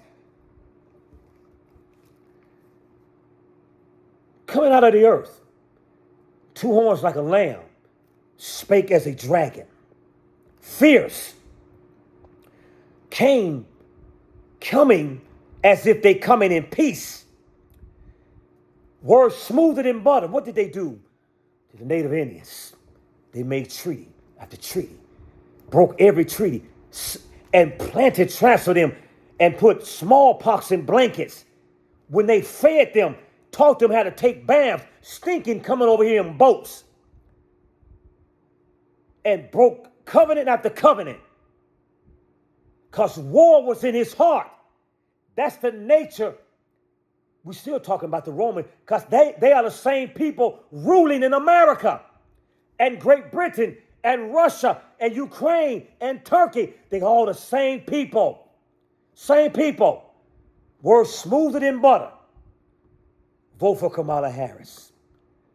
A pawn for them. Just a pawn. To accomplish their agenda. And we run around thinking the oppressor can heal the oppressed. The rapist can counsel the one they raped. That's the destruction of our mind. That the people that enslave you is going to literally help you thrive and pull you up. We are crazy in our minds. We have lost our minds out here, these black people. Thinking the one that raped you can counsel you.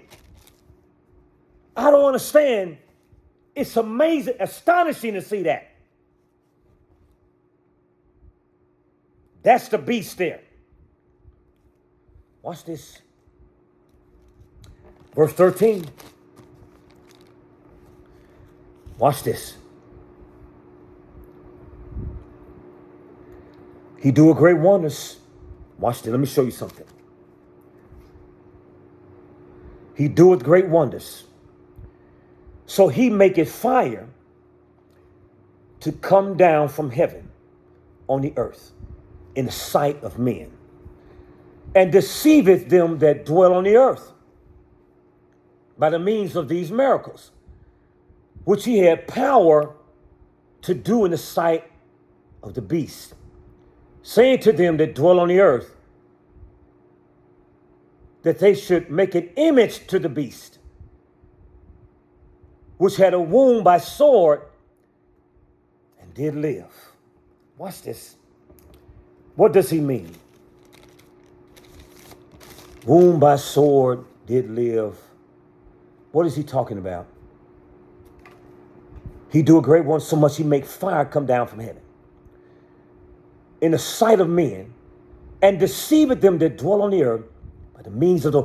So the power that this nation had, the Romans, had power to make fire come down, look seemingly from the sky. I want you to understand now the historical time we in here, because I had to come back and look at this, at the historical framework that John is seeing here. He's not talking about necessarily, not this missiles falling today. That's not what he's talking about. He didn't jump from the 14th century to the 20th century. John didn't see that. That's not what he's seeing here. So what is he seeing in this time period? We just saw the Rome conquered the Greeks. What did they do that seemingly it caused an instrument of war? That fire, that it seemingly looked like fire coming from the sky. Well, let me show you this right here. It's called ballista fireballs. Let me show you a picture. And if you get a chance, it's a clip in Gladiators. They have ballistas in it. This is a ballista. Let me show you what it is. It's a fireball. This is a ballista. I'm going to show you a picture. This is a ballista. This is an ancient instrument of war used by the Romans, the conqueror of the nations. That's a ballista. This is a scene from Gladiator. I just took a snap picture of it. That's the canister. This is another ballista. And that's the place where the fireball would go. Look at it. Romans. This is them lighting it. See that?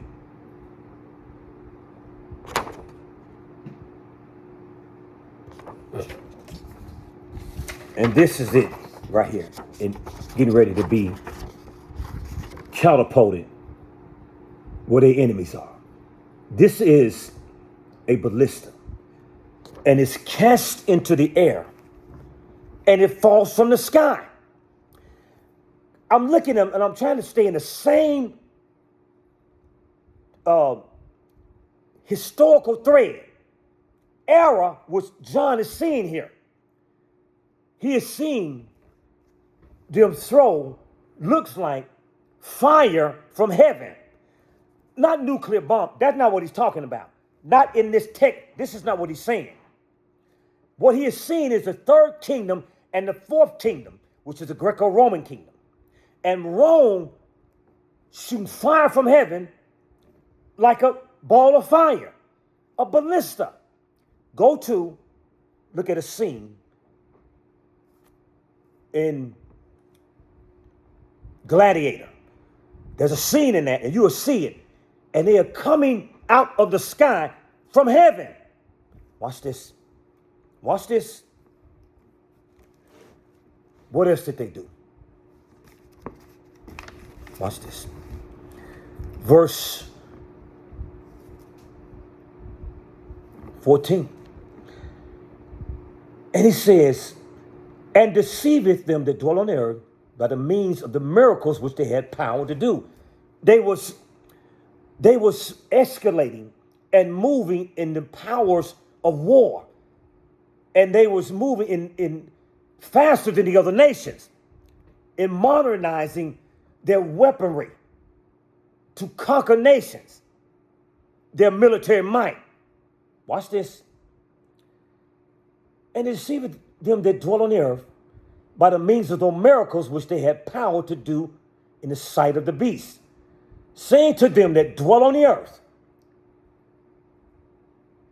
that they should make an image to the beast, which had a wound by sword and did live.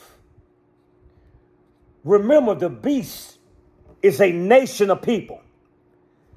The beast is Esau, Edomites, forefather of the Roman Empire. The beast is a nation of people. What did they do? They made an image of themselves and did what with it? I'm going to read this article. Watch this. I'm getting ready to show you. This is what they did. This is called Salvator Mundi.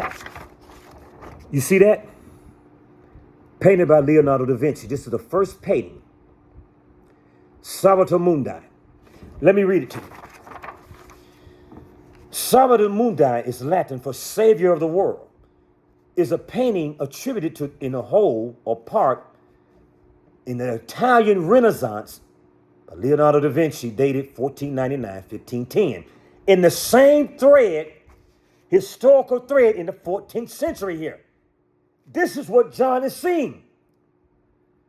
Long thought to be a copy of the lost original veil of it with overpainting, it was rediscovered, restored, and included in the exhibition of Leonardo's work in the National Gallery, London, 2011-2012. Christie's, which sold the work 2017, stated that the most leading scholars considered it an original work by Leonardo.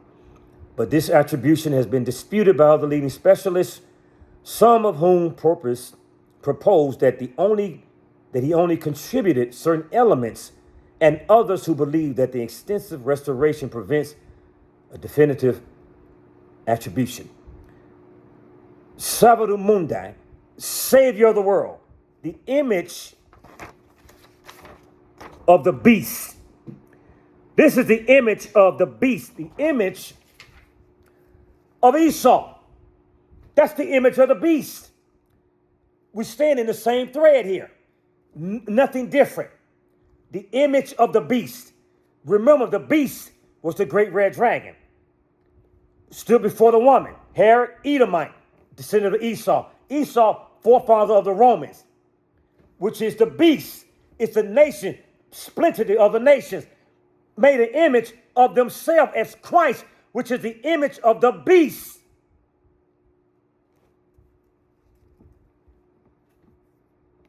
Which had a wound by sword and did live. Watch this. Watch this. Watch this. I hope you're with me. What am I saying? What are we saying here? The Antichrist, it's not one individual. It's a nation of people called the beast, which is the nation of Esau, or the Caucasian man on the earth. They are the Antichrist. That's what this Bible is saying. Not one individual, a nation of people. They painted an image of themselves as Christ. We just went through the history. When Christ is black, killed off black Israelites, murdering them, slaughtering them through the Crusades, the Inquisitions. Watch this. I'm going to show you. Get ready to show you. Read some more. I got some more history. So stay with me. Watch this. 15:17. Watch this. And he had power to give life to the image of the beast, that the image of the beast should both speak and cause that many as would not worship the image of the beast. What is that talking about? Should be killed. Understand, we are dealing with something that has already happened. That's what we're reading. Wow, I'm getting ready to show you. Cause it all, both small and great, rich and poor, free, bond, to receive a mark in the right hand, foreheads. Watch this. Watch this. I'm going to show you. And that no man might buy or sell, save they had the mark or the name of the beast or the number of his name. Watch this. Watch this. He had power to give life unto the image of the beast, that the image should both speak and cause that many as would worship the image of the beast should be killed. That would not worship the image of the beast should be killed. When did that happen? Watch this. When did this happen, people? Watch this. Let me show you. I'm going to show you. I'm going to send these links. This is from the history .org or .com. Watch this. Still in the 1400s. Hadn't left. Watch this. Let's go before we do that. This history. Watch this. Let's see what they said here. Watch this. Watch this. Go to John. Go to John 6. Watch this. John 6. Watch this. Watch what Christ says here. John 6:63. Watch this. It is the spirit that quickeneth. The flesh profited nothing. The words that I speak to you, they are spirit, they are life. It says, and it had power to give life, image of the beast. How? By the words that it spoke, the false image. How did it speak? How did it speak? Watch this. That it should be, that it had power to give life unto the image of the beast, that the image should both speak and cause, that is many should not worship the image of the beast, should be killed. They gave life to the image of the beast. They gave it life, putting it in front of our face as a physical representation. And they gave it the words of Christ, which gave it life in itself. Watch this. Watch this history. In the 1400s, in the time, this was painted. In the same time period. In 1492, King Ferdinand II of Aragon and Queen Isabella I of Castile issued El Alhambra decree, mandating that all Jews be expelled from the country. This come not long after they had conquered Nasrid, the kingdom of Grenada, finally freeing Spain from Muslim rule after 800 years. Those was black Moors.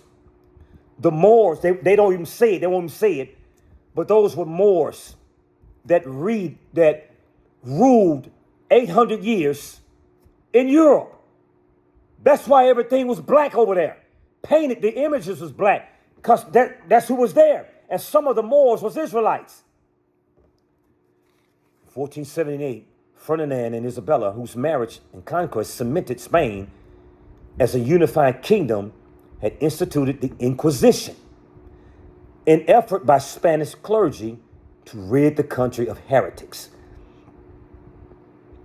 Pogroms, individual sects of violence against Jews, and anti-Semitic laws have been features of Catholic Spain for over a century before the Alhambra order, causing deaths and conversions that greatly reduced Spain's Jewish population. Black Israelites over there, killing them because they didn't accept Christianity, which had that image, pushing this image here of the beast, their image, which they gave the words of Christ, which gave it life. Watch this. Having already forced much of Spain's Jewish population to convert. You see that? The church now set about rooting out those who were suspected of practicing Judaism in secret, oftentimes by extremely violent methods. Tomas de Torquemada, the Grand Inquisitor, is said to have petitioned the monarchs to expel all Jews. For years before they finally issued the order in March 31, 1492, which is the Portugal slave trade. They sent the Israelites to Laganos in Africa. And they migrated over in what they call Negro land, a map in the ancient maps that were by a cartographer. You can see it written, the Negro land, or Sudan, or the land of the Jews. That's what it was called. That's where the ships came and took us from over there to the Americas. South America, Canada, Great Britain, North America. From this right here. Watch this.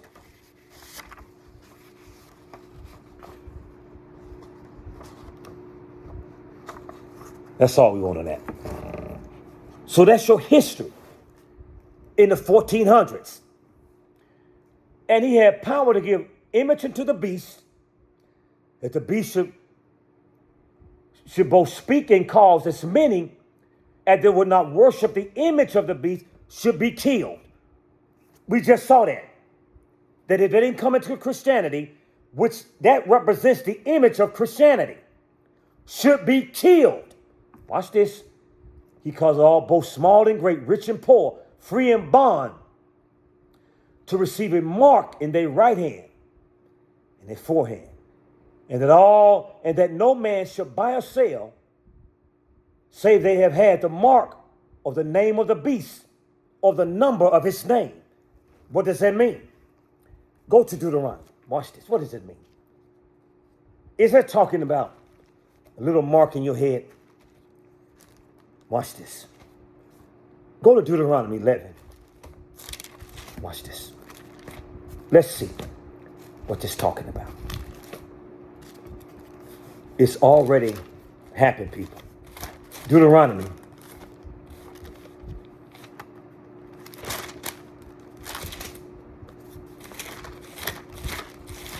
11. Watch this. Watch what he says here. Let's see what the mark is. Mark of the beast, hand, forehead. Watch this.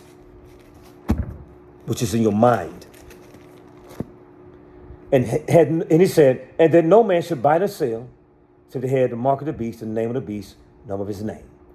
See the mark in their right hand or in their forehead. In their right hand, in their forehead.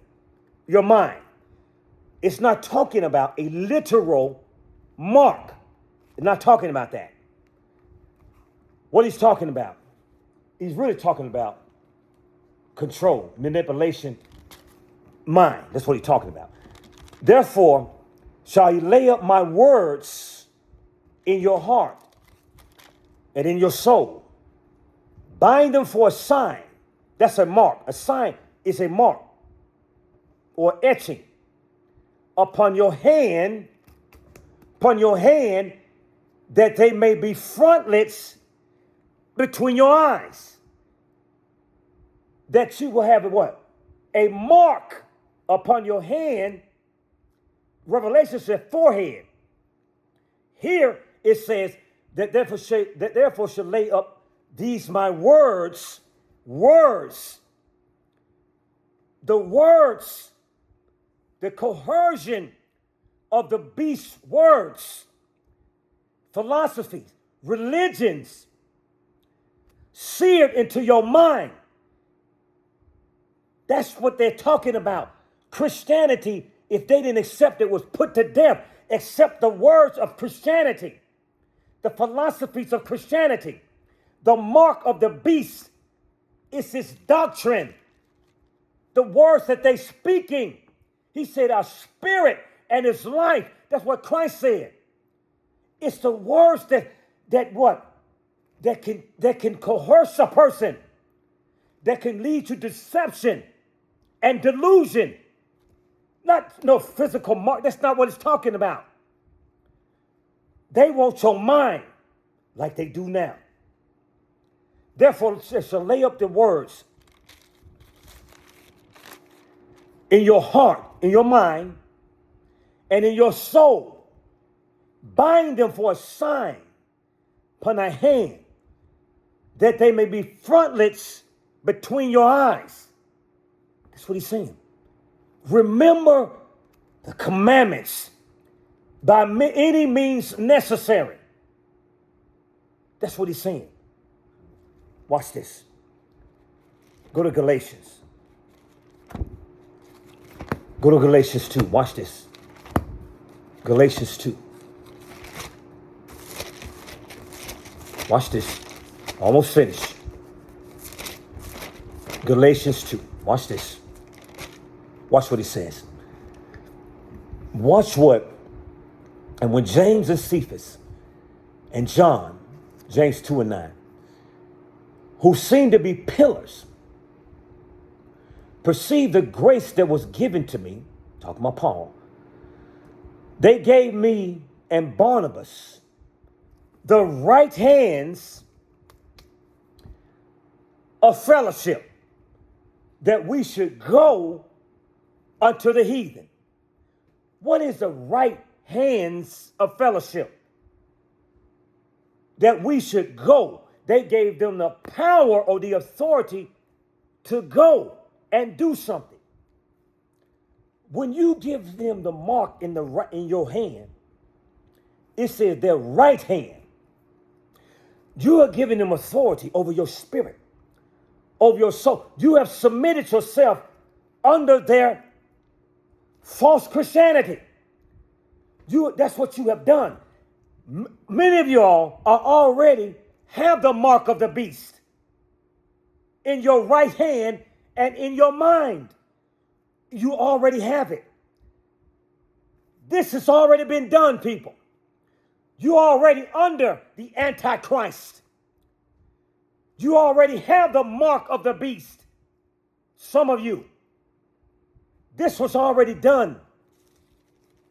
And it continued through the reign of Esau under the great whore, which is America, that we're trying to free you from now. It's talking about that. The decrees they made in the 1400s. This is an era that was in the 1400s that has already taken place. Watch this. Go to 1 Timothy.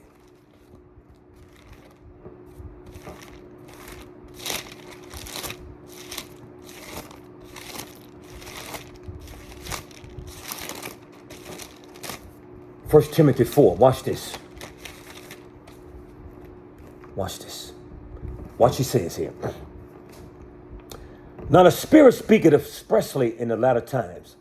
Some shall depart from the faith, giving heed to seducing spirits, doctrines of devils. That's words, people. Seducing spirits is the words that captivate your mind. Doctrines are teaching that comes from the words of a man that marks your mind. Watch this. Speaking lies and hypocrisy, having their conscience seared, burnt, like with a hot iron, scorched, burned, seared, in the false Christianity on the earth, have marked you and stamped you in your spirit, your soul, your mind. That's the mark of the beast, people. That's the Antichrist. It's a nation of people who have deceived the earth with their false religions, philosophies, doctrines, politics, and they have seared and burned your mind. Some of you have already been subjected and subdued by the spirit of Antichrist. He says already in the earth. Some of you already have the mark of it. You already have the mark of the beast.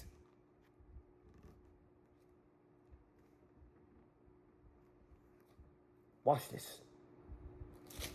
Go back.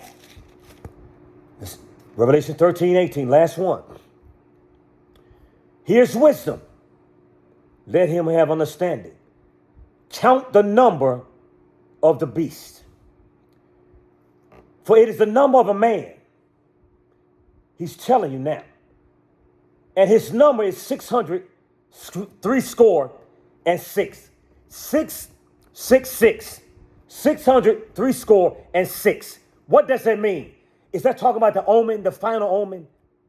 Is that fictitious movie that they have seared in your mind, born with a hot iron, with doctrines of devils? Is that what you believe? And that you, oh, it's a 666. Is that what you believe? This is wisdom, he says, and has understanding. It's the number of a beast. It's the number of a man. The beast is a man. It's a nation of people. That's what he's talking about. But what is it? I'm going to show you. Go to Revelation 6. I'm getting ready to show you. Watch this. Revelation 6. Watch this. Verse 12. And I beheld when he had opened the sixth seal, and lo, there was a great earthquake. Sun became black as sackcloth and hair, and the moon became as blood. What is that? The time of destruction on this earth. The sixth seal. Watch this. Revelation 9, verse 14. Watch this. Verse 13 and 14. And the sixth angel sounded, and I heard a voice from the four horns of the golden altar which is before God, saying to the sixth angel which had the trumpet, loose the four angels which are bound in the great rivers Euphrates. The sixth trumpet, the sixth seal, which is what? Preparing for destruction. Watch this. Revelation 16. Watch this. Verse number 12. Watch this. And the sixth angel poured out his vial upon the great river Euphrates. And the way of the kings of the east was prepared. So we had the sixth seal, the sixth trumpet, and the sixth vial. Preparing what? For destruction. 666. The sixth trumpet, the sixth vial, and the sixth seal, which represents, he said, is wisdom and understanding, which represents a beast, which is a man. The man of destruction. Who is the man of destruction revealed in the Bible? That is the 666, the sixth seal, the sixth vial, and the sixth trumpet.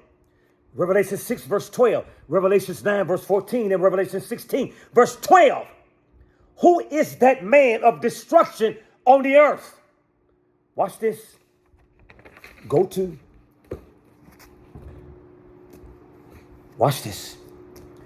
Revelation 17. Watch this, verse 11. Watch this. Watch this. And the beast that was, and he is not, even he is of the eighth, and is of the seventh, and going into perdition. Who is that? Go back. I'm going to show you. Perdition is destruction. Go back to Daniel. Watch this. I got to show you. Go back to Daniel. Go back to Daniel. Watch this. Daniel 2. Watch this. Watch this. Daniel 2.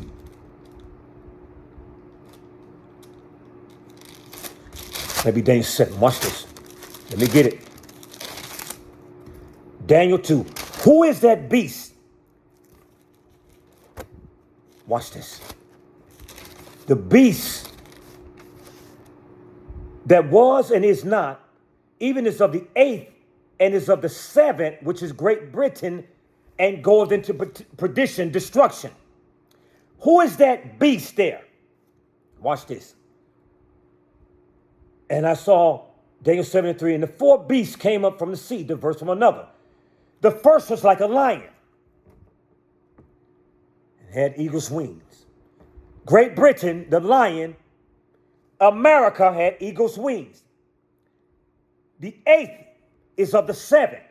The seventh is Great Britain. The eighth is America. The seventh had lion, was like a lion. The eighth, eagle's wings, until it was plucked out.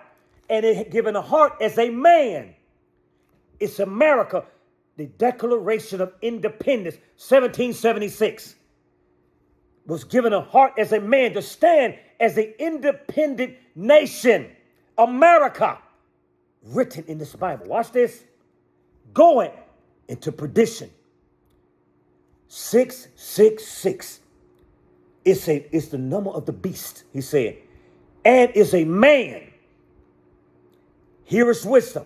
Who is it? Who is it? That going into the, who is that man revealed into the Bible?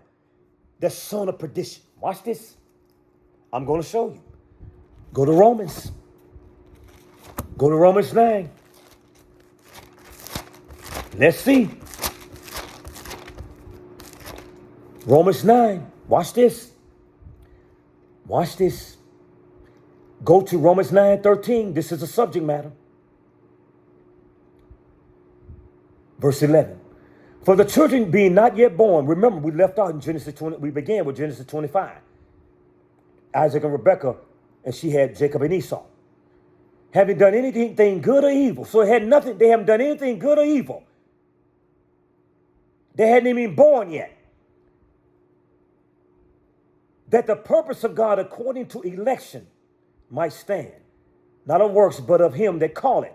Him that call it, the purpose of God declared from the end, from the beginning. It was said unto her, the elder shall serve the younger. Esau shall serve Jacob. Watch this. As it is written, Jacob have I loved, Esau have I hated. That's the subject matter. Jump down. Watch this. To verse number 21. 20. Nay, but let's start at 19. Thou wilt say then, why have thus find fault? For who have resisted his will? So he created Esau for a reason, just like he did Pharaoh. He created Esau for a reason, to be the wicked on the earth before they was even born, that the purpose of God might be fulfilled. So he said, thou wilt say unto me, why dost thou find fault? For who has resisted his will? Nay, but, O man, who art thou that repliest against God? Shall the thing formed say to him that formed it, why hast thou made me thus?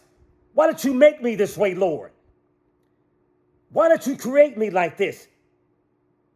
He hath not the potter, has power over the clay, the same lump, to make one vessel unto honor and another to dishonor. Watch this. What if, God willing, to show his wrath and to make his power known, endured with much suffering, the vessels of wrath fitted for destruction? Who is this 666 man? Go back to Revelation 13, verse number 8. Here's wisdom. Let him have understanding. Count the number of the beast. The sixth seal, destruction. The sixth trumpet, Revelation 6, verse 14. The sixth trumpet and the sixth seal, which means destruction.